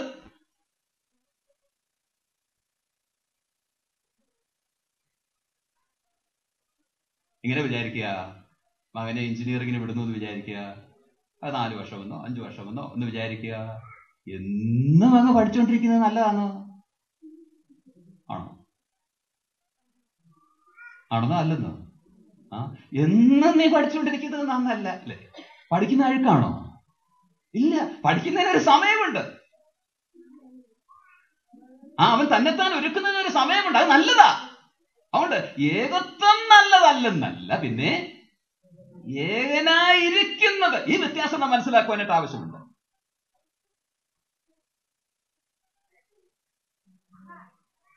സഭാപ്രസംഗിയിലേക്ക് നമ്മുടെ ശ്രദ്ധയെ കൊണ്ടുവരാം. അതും വിവാഹവേദികളിൽ നാം സാധാരണ വായിച്ചു കേൾക്കുന്ന, വിശദീകരിച്ച് കേൾക്കുന്ന വേദഭാഗമാണ്. 4-ാം അധ്യായം. നാം ഇപ്പോൾ ചിന്തിച്ചുകൊണ്ടിരിക്കുന്ന ഈ ആശയം തന്നെ അവിടെ നമുക്ക് കാണാനായിട്ട് സാധ്യമാണ്. 4-ാം അധ്യായത്തിന്റെ 9-ാം വാക്യം മുതൽ വായിക്കുമ്പോൾ ശലോമോൻ, ജ്ഞാനിയായ ശലോമോൻ പറയുന്ന വാക്കുകൾ നമുക്കവിടെ കാണാനായിട്ട് സാധിക്കുന്നതാണ്. 9-ാം വാക്യത്തിൽ നാം കാണുന്നത് ഒരുവനേക്കാൾ ഇരുവർ നല്ലത്. പിന്നീട് 12-ാം വാക്യത്തിന്റെ അവസാന ഭാഗം നോക്കുക, മുപ്പിരിച്ചരുടെ വേഗത്തിൽ അറ്റുപോകയില്ല. അതിന്റെ മധ്യമുള്ള ഭാഗങ്ങൾ നമുക്കറിയാം. ഇരുവരായിരുന്നാലുള്ള ഗുണങ്ങളാണ് നമുക്ക് അവിടെ കാണാനായിട്ട് സാധിക്കുന്നത്. അതിലേക്കൊന്നും പോകാനായിട്ട് ആഗ്രഹിക്കുന്നില്ല. എന്നാൽ ശ്രദ്ധയിലേക്ക് കൊണ്ടുവരാൻ ആഗ്രഹിക്കുന്ന ഇതാണ്. നോക്കുക, ഒരുവൻ, പിന്നെ ഒരുവനേക്കാൾ ഇരുവർ നല്ലത്. പിന്നെ നാം കാണുന്നത് മുപ്പിരിച്ചർ. 1, 2, 3. ഒരുവൻ, ഇരുവർ, മൂവർ. ഏറ്റവും നല്ലത് ഏതാ? മൂവർ. ഭാര്യ, ഭർത്താവ്, പിന്നെ ഒരു കുട്ടിയും ആണോ? പിന്നെ ദൈവത്തോട് ചേർന്നുള്ള കുടുംബജീവിതത്തെയാണ് അത് കാണിക്കുന്നത്. മുപ്പിരിച്ചർ 3, അതാണ് ഏറ്റവും ശ്രേഷ്ഠം. പിന്നെ അതിന്റെ താഴെ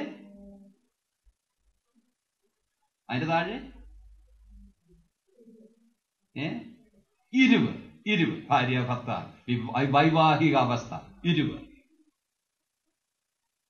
പിന്നെ അതിന്റെ താഴെ ഒരുവൻ. നോക്ക, ഇവിടെ നാം നോക്കുമ്പോൾ ശലോമോൻ പറയുന്നില്ല ഒരുവൻ നല്ലതല്ല എന്ന്. താൻ പറയുന്നത് ഒരുവനേക്കാൾ. അപ്പോൾ ഒരുവൻ എന്ന് പറയുന്നത് നല്ലതോ അഴുക്കോ? നല്ലത്, ഗുഡ്. പിന്നെ ബെറ്റർ, പിന്നെ ദ ബെസ്റ്റ്. മൂവർ, ദ ബെസ്റ്റ്. ഇരുവർ, ബെറ്റർ. Single, good. ഒന്ന് അഴുക്ക്, മറ്റേത് അതിൽ നല്ലത്, മറ്റുള്ള നല്ലത്, പിന്നത് ഏറ്റവും നല്ലത്. ആ നിലയിലല്ല നാം കാണേണ്ടത്. Singleness is good. ഏകത്വം നല്ലതാണ്. അഴുക്കെന്നെങ്കിലും നാം കാണുന്നില്ല. സാധാരണ മനുഷ്യൻ ഏകനായിരിക്കുന്നത് നന്നല്ലെന്ന് പറയുമ്പോ നാം സാധാരണ ഏകനായിരിക്കുന്നത് അഴുക്കെന്നാണ് നാം ചിന്തിക്കാറുള്ളത്. എന്നാൽ അഴുക്കെന്നുള്ള അർത്ഥത്തിലല്ല, അത് നല്ലതല്ലെന്നുള്ള അർത്ഥത്തിലല്ല. പിന്നെ ഏകത്വം നല്ലതാണ്. ഏതർത്ഥത്തിൽ? ഭാവിക്കുള്ള ഒരുക്കത്തിന്റെ നാളുകളായി, ഭാവിക്കുള്ള ഒരുക്കത്തിന്റെ നാളുകളായി അത് ഉപയോഗിക്കേണ്ടത് ഏറെ ആവശ്യമാണ്. അപ്പോൾ മനുഷ്യൻ ഏകനായിരിക്കുന്നത് നന്നല്ല, എന്നാൽ ഏകത്വം നല്ലതല്ല എന്നുള്ളതല്ല ഇവിടെ വചനത്തിൽ നമുക്ക് കാണാനായിട്ട് സാധിക്കുന്നത്. ആ ഏകത്വം ദൈവത്താൽ നൽകപ്പെട്ടതാ. എന്തിനായി അത് ഏകത്വം ദൈവം അത് നൽകി? ഭാവിക്കുള്ള ഒരുക്കത്തിന്റെ നാളുകളായി അത് നൽകി. ഇവിടെ ഒരുക്കമെന്ന് പറയുമ്പോ എന്താണ് അർത്ഥമാക്കുന്നത്? പലതും നമുക്ക് അതോടുള്ള ബന്ധത്തിൽ ചിന്തിക്കാം. അതിൽ ഏറ്റവും പ്രധാനമായിട്ടുള്ളത് ഇതാണ്: അവർ ഏകരായിരിക്കുമ്പോൾ ദൈവത്തെ അവർ അവരുടെ രക്ഷകനായി കാണണം. ആദാം സൃഷ്ടിക്കപ്പെട്ട ആദ്യം അവൻ കണ്ടത് ആരെയാ ആദ്യം കണ്ട? യഹോവയാണ്. കർത്താവിനെ അവൻ കണ്ടു, അവന്റെ സ്രഷ്ടാവിനെ കണ്ടു. അവൻ ഏകനായിരുന്നപ്പോൾ അവന്റെ സ്രഷ്ടാവിനെ അവൻ കണ്ടു. ഹവ്വയോ കർത്താവിനെ തന്നെ അവളും കണ്ടത്. എങ്ങനെ മനസ്സിലാക്കാം? നാം 2-ാം അധ്യായത്തിന്റെ 22-ാം വാക്യം വായിക്കുമ്പോൾ അവളെ ഉണ്ടാക്കിയതിനു ശേഷം മനുഷ്യന്റെ അടുക്കൽ കൊണ്ടുവന്നു എന്നുള്ള പ്രയോഗം നാം കാണുന്നു. മനുഷ്യന്റെ അടുക്കൽ കൊണ്ടുവന്നു എന്ന് പറയുമ്പോ അവളെ ഒരു സ്ത്രീയായിട്ട് ഭാര്യയിൽ നിന്നും സൃഷ്ടിച്ചത് അവന്റെ അടുത്ത് വെച്ചായിരുന്നില്ല, പിന്നെ അല്പം അകലെ വെച്ചായിരുന്നു എന്ന് നമുക്ക് അനുമാനിക്കാം. അപ്പോൾ അവളും ജീവനിലേക്ക് പ്രവേശിച്ചതിന് ശേഷം ഏകയായി ആദ്യം കണ്ടത് യഹോവയായ ദൈവത്തെയായിരുന്നു. ഞാൻ പറഞ്ഞതിന്റെ അർത്ഥം, നാം ഏകരായിരിക്കുമ്പോൾ ഭാവിക്കുള്ള ഒരുക്കമായിരിക്കണം. ആ ഒരുക്കത്തിന്റെ ആദ്യപടി എന്ന് പറയുന്നത് കർത്താവിനെ നമ്മുടെ ജീവിതത്തിൽ സ്വീകരിക്കുക, കർത്താവിനെ രക്ഷകനായി കാണുക എന്നുള്ളതാണ്. അത് ഈ ആദം ഹവ്വമാരുടെ ഈ അനുഭവത്തിൽ നമുക്ക് കാണാനായിട്ട് സാധിക്കുന്നുണ്ട്. രണ്ടാമത് നാം ഓർക്കേണ്ടത്, ഈ ഏകരായിരിക്കുന്ന ഈ സമയത്ത് അവരുടെ കുടുംബ സന്ധാരണത്തിനും ഒന്നിച്ചുള്ള ജീവിതത്തിനുമുള്ള എല്ലാ ഒരുക്കവും തയ്യാറെടുപ്പും പുരുഷനും സ്ത്രീക്കും അല്ലെങ്കിൽ പിന്നെ ആണിനും പെണ്ണിനും ഉണ്ടാകേണ്ടത് ഏറെ ആവശ്യമാണ്. നോക്കുക, ആദാമിനെ നോക്കുക. 2-ാം അധ്യായത്തിന്റെ 15-ാം വാക്യം നാം വായിക്കുമ്പോൾ അവിടെ നാം കാണുന്നുണ്ട് എന്താണ് ദൈവം ആദാമിന് കൊടുത്തത് ഉത്തരവാദിത്വം.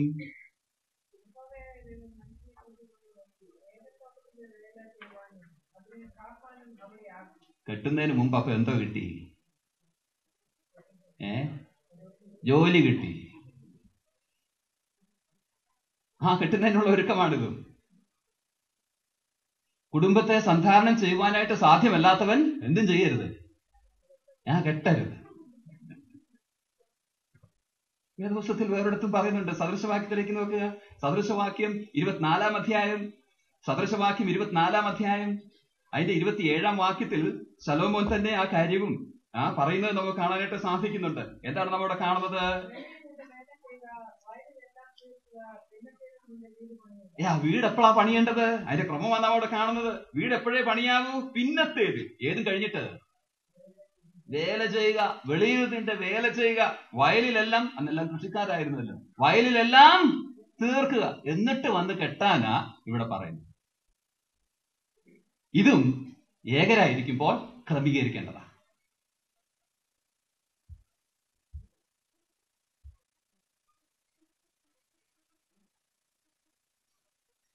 കഴിഞ്ഞിടെ വന്നൊരു ഫോൺ ഇത് പ്രിപ്പയർ ചെയ്തപ്പോൾ എൻ്റെ മനസ്സിൽ വന്നു.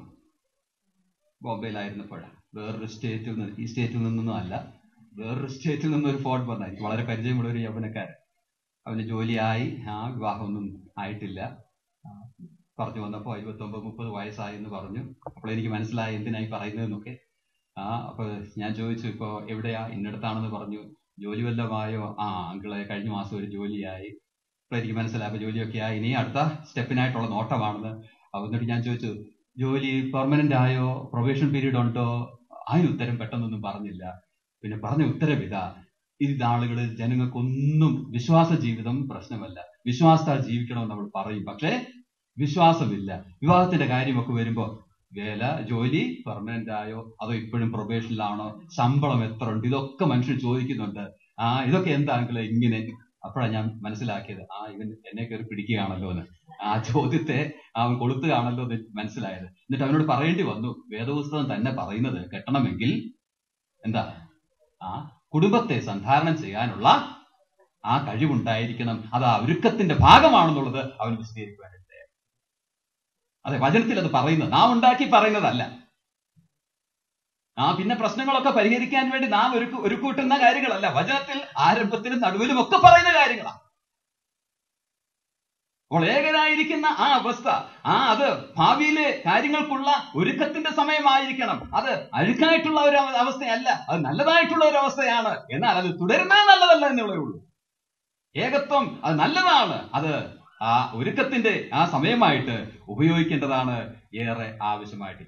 മാത്രമല്ല ആ നാളുകൾ മാനസികവും ശാരീരികവുമായിട്ടുള്ള എല്ലാ ഒരുക്കങ്ങളും ചെയ്യുന്ന കാലങ്ങളുമാണ് എന്നുള്ളത് ഓർക്കേണ്ടത് ഏറെ ആവശ്യമാണ്. ആദ്യം നാം കണ്ടത് കുടുംബത്തിന്റെ പ്രാധാന്യം. രണ്ടാമത് നാം കണ്ടത് ഏകനായിരിക്കുന്ന കാലം കുടുംബജീവിതത്തിലുള്ള ഒരുക്കത്തിന്റെ കാലമായിരിക്കണം. ഇനി മൂന്നാമത്തെ കാര്യം, മനുഷ്യൻ ഏകനായിരിക്കുന്നത് നന്നല്ല എന്നുള്ള വസ്തുത. അത് നമുക്കെല്ലാം അറിയാമല്ലോ. മനുഷ്യൻ ഏകനായിരിക്കുന്നത് നന്നല്ല. 2-ാം അധ്യായത്തിന്റെ 18-ാം വാക്യത്തിൽ ദൈവം തന്നെ അത് പറയുന്നതായി നാം കാണുന്നു. ഞാൻ ഓർപ്പിച്ചതുപോലെ ഏകത്വം നല്ലതല്ലെന്നല്ല, പിന്നെ ഏകനായിരിക്കുന്നത്, ഏകനായി തുടരുന്നത്, അല്ലെങ്കിൽ എന്നും അങ്ങ് പ്രിപ്പറേഷൻ തന്നെ ആയിക്കൊണ്ടിരിക്കുന്നത്. എന്തുകൊണ്ടാണ് നന്നല്ല എന്ന് പറയുവാൻ കാരണം? 1-ാം അധ്യായം 28-ാം വാക്യം നോക്കുക. അതിന്റെ 26-ാം വാക്യത്തിന്റെ അവസാന ഭാഗം, ദൈവം സകലത്തിന്റെ പേരിലും അവന് വാഴ്ച നൽകുന്നത് നാം കാണുന്നു. 28-ാം വാക്യം വായിക്കുമ്പോൾ നാം കാണുന്നത്, ദൈവം അവരെ അനുഗ്രഹിച്ചു, നിങ്ങൾ സന്താനപുഷ്ടിയുള്ളവരായി പെരുകി ഭൂമിയിൽ നിറഞ്ഞ് അതിനെ അടക്കി, സമുദ്രത്തിലെ മത്സ്യത്തിന്മേലും ആകാശത്തിലെ പറവജാതിന്മേലും സകല ഭൂചര ജന്തുവിന്മേലും വാഴുവിൻ എന്ന് അവരോട് കൽപ്പിച്ചു. മനുഷ്യനെ സംബന്ധിച്ചിടത്തോളമുള്ള ദൈവത്തിന്റെ ഉദ്ദേശമാണ് നമുക്കിവിടെ കാണാനായിട്ട് സാധിക്കുന്നത്. എന്താണ്? അവൻ സകലത്തിന്റെ മേലും വാഴണം. അവൻ സകലത്തിന്റെ മേലും വാഴണമെന്ന് മാത്രമല്ല, അവൻ സകലത്തെയും നിറയ്ക്കുകയും വേണം. അവൻ സന്താന പുഷ്ടിയുള്ളവരായി പെരുകി ഭൂമിയിൽ നിറയുക എന്നുള്ളതും ദൈവത്തിന്റെ ഉദ്ദേശമാണ്.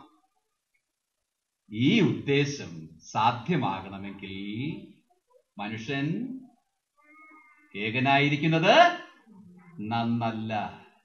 ഈ 2:18, 1:28 വെളിച്ചത്തിൽ നാം മനസ്സിലാക്കുവാൻ ആവശ്യമുണ്ട്. സാധാരണ ആ കണക്ഷൻ നാം കാണാറില്ല. ആ മനുഷ്യൻ ഏകനായിരിക്കുന്നത് നന്നല്ല. എന്തുകൊണ്ട്?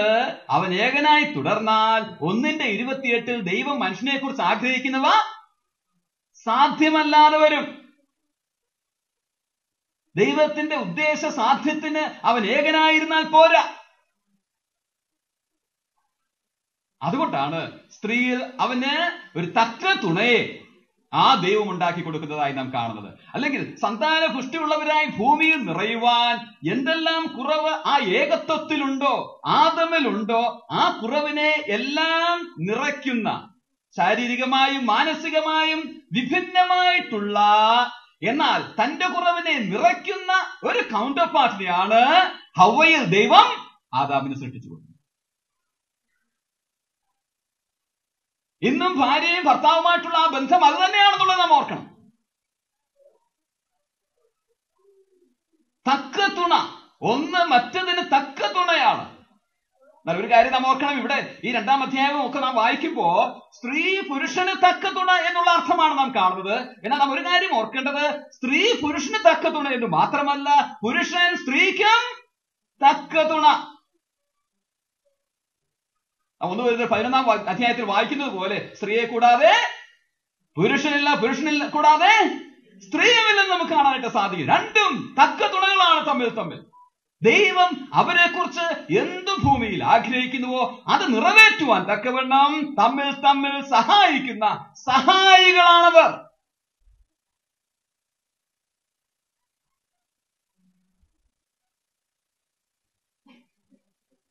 തക്കത്തുണ ഇംഗ്ലീഷ് നാം വായിക്കുമ്പോൾ help meet for him, a helper. ചില തർജ്ജിമകളിൽ അങ്ങനെ നാം കാണുന്നു ഹെൽപ്പർ. സാധാരണ ഹെൽപ്പർ എന്നൊക്കെ വായിക്കുമ്പോൾ നാം ഓർക്കുന്നത് ആ മെഷീനൊക്കെ ഓടിക്കുമ്പോൾ ആ മെയിൻ ആ ഒരു ആള് കാണും, ആ ഒരു മാസ്റ്റർ, പ്രിന്റർ മാസ്റ്റർ, ആ മെഷീനിസ്റ്റ് കാണും, തനിക്കൊരു എന്തും കാണും, ഒരു ഹെൽപ്പർ കാണും. ആ അർത്ഥത്തിലല്ല. അവന്റെ കുറവുകളെ നിറവേറ്റുന്ന, ആ പൂർത്തിയാക്കുന്ന, അവന്റെ ജീവിതത്തിന്റെ കോംപ്ലിമെന്ററി ആയിട്ടുള്ള, അവന്റെ ജീവിതത്തെ കംപ്ലീറ്റ് ആക്കുന്നതായിട്ടുള്ള കൗണ്ടർ പാർട്ട്. അത് നാം ഓർക്കുമ്പോൾ മറ്റൊരു കാര്യം ഓർക്കേണ്ടത്, ഇത് എഴുതിയത് മോശയാണ്. മോശ തന്നെ തന്റെ മകന് പേരിടുമ്പോ, എലിയാസർ എന്ന് പേരിടുമ്പോ എന്ത് പറഞ്ഞ പേരിടുന്നത്? എന്താ എലിയാസർ എന്ന വാക്കിന്റെ അർത്ഥം? God is my helper. God is my helper. ദൈവം എന്റെ സഹായി. ദൈവം എന്റെ അസിസ്റ്റന്റ് എന്നാണോ എന്റെ അർത്ഥം? ഇല്ല, ദൈവം എന്റെ അസിസ്റ്റന്റ് എന്നുള്ള അർത്ഥത്തിലല്ല. എന്നെ പൂർത്തിയാക്കുന്നവൻ, എന്നെ നയിക്കുന്നവൻ, എന്റെ ജീവിതം സഫലമാക്കുന്നവൻ. ഭാര്യ ഭർത്താക്കന്മാർ തങ്ങളിൽ ആ ബന്ധമാണുള്ളത് എന്നുള്ളത് നാം ഓർക്കുവാനായിട്ട് ആവശ്യമുണ്ട്. ഹെൽപ്പ് മീ, തക്ക തുണ. അല്ലെങ്കിൽ ഞാൻ ഓർപ്പിച്ചതുപോലെ ദൈവം എന്ത് അവരെ കുറിച്ച് ആഗ്രഹിക്കുന്നുവോ അത് നിവർത്തിയാക്കുവാൻ അവന്റെ ജീവിതത്തിൽ അവന് പൂർത്തി നൽകുന്നതായിട്ടുള്ള ഘടകമാണ്, വ്യക്തിയാണ് ആ ജീവിത പങ്കാളി എന്നുള്ളത് ഓർക്കുവാനായിട്ട് ആവശ്യമുണ്ട്. ആ നിലയിലാണ് ഈ പ്രയോഗം. മനുഷ്യൻ ഏകനായിരിക്കുന്നതെന്നല്ല, അല്ലെങ്കിൽ മനുഷ്യൻ ഏകനായി തുടരുന്നതെന്നല്ല. ഇനി മറ്റൊന്ന് ഈ ഭാഗത്ത് നിന്ന് നാം കുടുംബത്തെ കുറിച്ച് ഓർക്കുവാനായിട്ടുള്ളത് ഇതാണ്. കുടുംബത്തിലെ അടിസ്ഥാന ബന്ധം ഏത് ബന്ധമാ? എന്താ? ഭാര്യ ഭർത്തൃബന്ധം. Husband wife relationship is the basic relationship. ഒരു മനുഷ്യനെ സംബന്ധിച്ചിടത്തോളം, ഒരു സ്ത്രീയെ സംബന്ധിച്ചിടത്തോളം അവരുടെ ഏറ്റവും വലിയ ബന്ധം എന്ന് പറയുന്നത് ദൈവോന്മുഖമായിട്ടുള്ളതാ. പ്രാരംഭത്തിൽ നമ്മൾ കാണുകയുണ്ട്. എന്നാൽ മനുഷ്യ തലത്തിലുള്ള ഏറ്റവും വലിയ ബന്ധം എന്ന് പറയുന്നത് ഭാര്യ ഭർത്തൃബന്ധമാണ്. മാതാപിതാക്കളും മക്കളുമായിട്ടുള്ള ബന്ധമല്ല. അയൽക്കാരുമായിട്ടുള്ള ബന്ധമല്ല, ജോലിയുമായിട്ടുള്ള ബന്ധമല്ല, മറ്റൊന്നുമല്ല. ഭാര്യാഭർത്തൃ ബന്ധമാണ് ഒരുവന്റെ ജീവിതത്തിലെ ഏറ്റവും പ്രധാന ബന്ധം. ഇവിടെ തന്നെ നമ്മൾ കാണുന്നു. എന്താ നമ്മൾ വായിക്കുന്നത്? 22-ാം വാക്യത്തിൽ അവളെ അവന്റെ അടുക്കൽ കൊണ്ടുവന്നു. അതിനുശേഷം 23-ാം വാക്യത്തിൽ അപ്പോൾ മനുഷ്യൻ സ്ത്രീയെ കണ്ടുകൊണ്ട്, ഹവ്വയെ കുറെ കണ്ടുകൊണ്ട് പറയുന്ന കാര്യങ്ങളാ പിന്നീട് നാം കാണുന്നത്. എന്താ അവിടെ നാം കാണുന്നത്? ഇതിപ്പോൾ എന്റെ അസ്ഥിയിൽ നിന്ന് അസ്ഥിയും എന്റെ മാംസത്തിൽ നിന്ന് മാംസവുമാകുന്നു. ഇവളെ നരനിൽ നിന്ന് എടുത്തിരിക്കിയാൽ ഇവൾക്ക് നാരി എന്ന് പേരാകും. പറയുന്നത് എബ്രായ ബൈബിളിൽ ഇതൊരു പോയമായിട്ടാ കൊടുത്തിരിക്കുന്നത്, ഒരു കവിതയാ. ഹവ്വയെ കണ്ടപ്പോഴേക്കും പുള്ളി ഒരു കവിയായി തീർന്നു. എന്നാ സന്തോഷമാണ്. പാട്ട് തുടങ്ങി അപ്പോഴേ. പിന്നെ കവിത ഒന്നും കാണുന്നില്ല കേട്ടോ. ഇവിടെ പാടിയതേ ഉള്ളൂ, പിന്നെ പാട്ടൊന്നും കാണുന്നില്ല. എന്താ കാര്യം എന്നറിയില്ല. എന്തായാലും ആദ്യം കാണുമ്പോ തന്നെ കവിത താൻ ചൊല്ലുന്നത് നമുക്ക് കാണാനായിട്ട് സാധിക്കും. ഷൂളൊക്കെ വിളിച്ചോണ്ടായിരിക്കാം ഇത് പാടിയത്. എന്നിട്ട് നോക്കുക, 24-ാം വാക്യത്തിൽ നാം കാണുന്നത് ഇങ്ങനെയാ. അതുകൊണ്ട് പുരുഷൻ അപ്പനെയും അമ്മയെയും വിട്ട് പിരിഞ്ഞ് ഭാര്യയോട് പറ്റിച്ചേരും, അവർ ഏകദേഹമായി തീരും. ഇത് ആദം ഹവ്വമാരെ കുറിച്ചല്ല, പിന്നെ അതിനുശേഷം വരുവാനിരിക്കുന്ന എല്ലാ വിവാഹങ്ങളെ കുറിച്ചുമാണ്. ആദം ഹവ്വമാരെ കുറിച്ച് അല്ലെന്നെങ്ങനെ അറിയാം? ഇവിടെ നാം കാണുന്ന അപ്പനെയും അമ്മയെയും വിട്ട് എന്നാൽ ഇവിടെ നാം നോക്കുമ്പോൾ ആദമിനും ഹവ്വയ്ക്കും അപ്പനും അമ്മയും ഒന്നുമില്ലായിരുന്നു, വിടാനൊന്നുമില്ലായിരുന്നു. എല്ലാ വിവാഹങ്ങളും അങ്ങനെ ആയിരുന്നേ കൊള്ളായിരുന്നില്ലേ? അതുകൊണ്ട് ആദം ഹവ്വമാരെ കുറിച്ചല്ല ഇവിടെ നാം കാണുന്നത്. 24-ാം വാക്യത്തിൽ നാം കാണുന്നത് എല്ലാ വിവാഹങ്ങളെ കുറിച്ചാണ്. എല്ലാ വിവാഹങ്ങളിലും ഒരു പുരുഷനും സ്ത്രീയും അവർ വിവാഹ ബന്ധത്തിൽ ഏർപ്പെടുമ്പോൾ എന്താണ് അവരിൽ നടക്കുന്നത്, അല്ലെങ്കിൽ എന്താണ് വിവാഹം എന്നുള്ള, അല്ലെ ആ ബന്ധത്തിൽ നടക്കുന്നത് എന്താണെന്നുള്ള കാര്യമാണ് നാം കാണുന്നത്. അവിടെ നാം വായിക്കുമ്പോൾ ഒരു വശത്ത് അവർ വിടുന്നു, രണ്ടാമത് അവർ പറ്റിച്ചേരുന്നു, മൂന്നാമത് അവർ ഒരു ദേഹമായി തീരുന്നു. Live, cleave and become one flesh. ഇവിടെ നോക്കുക, ലീവിങ്, അപ്പനെയും അമ്മയെയും വിട്ട്. ഇതുവരെയും ആ പുരുഷന്റെ അല്ലെങ്കിൽ സ്ത്രീയുടെ ഏറ്റവും പ്രധാന ബന്ധം മാതാപിതാക്കളോടായിരുന്നു. എന്നാൽ ഇപ്പോൾ അത് കഴിഞ്ഞു. അതിന്റെ അർത്ഥം ബന്ധമില്ലെന്നല്ല, ഇനി അങ്ങോട്ട് തിരിഞ്ഞു നോക്കുകയേ വേണ്ടെന്നല്ല, ഇനി ഫോണിലൊക്കെ നിന്നാ മതി എന്നുള്ള അർത്ഥത്തിലല്ല. പിന്നെ ഉത്തരവാദിത്തങ്ങളൊക്കെ ഉണ്ട്, മക്കൾ എന്നുള്ള ഉത്തരവാദിത്തം അവർ നിറവേറ്റണം. എന്നാൽ ആ ബന്ധത്തെക്കാൾ അധികമായിട്ടുള്ളൊരു ബന്ധം ആ സ്ഥാനത്ത് വന്നിരിക്കുകയാണ്. ആ ബന്ധം എന്താണ്? ഭാര്യാഭർത്തൃ ബന്ധം. അതാണ് നാം ആദ്യം കണ്ടത്. ഇതാണ് ഏറ്റവും പ്രധാന ബന്ധം, അടിസ്ഥാനമായിട്ടുള്ള ബന്ധം. 128-ാം സങ്കീർത്തനം നോക്കുക. 128-ാം സങ്കീർത്തനത്തിന്റെ 3-ാം വാക്യത്തിൽ ഇതേ ആശയം നമുക്ക് കാണാൻ സാധിക്കുന്ന പ്രയോഗം വാക്യം നമുക്ക് കാണാനായിട്ട് സാധിക്കുന്നതാണ്. 128-ാം സങ്കീർത്തനത്തിന്റെ 3-ാം വാക്യം നമുക്ക് കാണാൻ സാധിക്കുന്നത് ഇങ്ങനെയാണ്.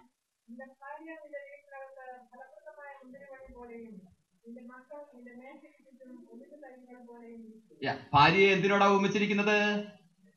മുന്തിരിവള്ളി. മക്കളെയോ? ഒലിവ് തൈകൾ. മുന്തിരിവള്ളിയും ഒലിവ് തൈകൾ. നമുക്കറിയാം, മുന്തിരിവള്ളിക്ക് വളരണമെങ്കിൽ പടരാൻ എന്തെങ്കിലും വേണം. അതിൽ നിന്നും അതിനെ വേർതിരിക്കുവാൻ സാധ്യമല്ല. അതൊന്നിച്ചേ നിൽക്കൂ, വേർതിരിവ് സാധ്യമല്ല. എന്താ ഒലിവ് തൈകളെ കുറിച്ച് പറയാറുള്ളത്? ഒലിവ് ഷൂട്ട്സ്, അതിനെ കുറിച്ച് എന്ത് പറയാം? മേശയ്ക്ക് ചുറ്റും അങ്ങ് വളർന്നുകൊണ്ടിരിക്കണം ആണോ? അങ്ങനെയാണോ? പിന്നെ ഒലിവ് തൈകൾ മാറ്റി നടേണ്ടതാ. ഒലിവ് തൈകൾ അതിന്റെ സമയത്ത് മാറ്റി നടേണ്ടതാ, അവിടുന്ന് പറിച്ച് മാറ്റി നടേണ്ടതാ. മുന്തിരിവള്ളിയോ?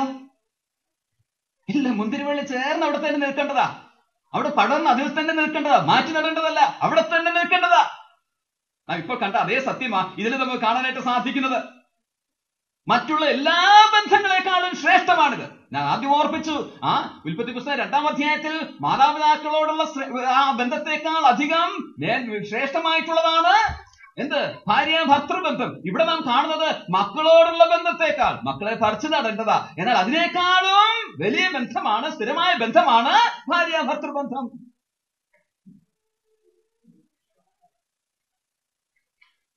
ഈ വസ്തുത ഭാര്യ ഭർത്താക്കന്മാർ അറിഞ്ഞിരുന്നുവെങ്കിൽ, ഈ ബന്ധം ആ നിലയിൽ കാത്തിരുന്നുവെങ്കിൽ, മറ്റുള്ള എല്ലാ ബന്ധങ്ങളെക്കാളും ഈ ബന്ധമാണ് ശ്രേഷ്ഠമെന്ന് മനസ്സിലാക്കിയിരുന്നുവെങ്കിൽ പല കുടുംബ തകർച്ചകൾ ഉണ്ടാകുകയില്ലായിരുന്നു, പല പ്രശ്നങ്ങൾ ഒഴിവാക്കാമായിരുന്നു.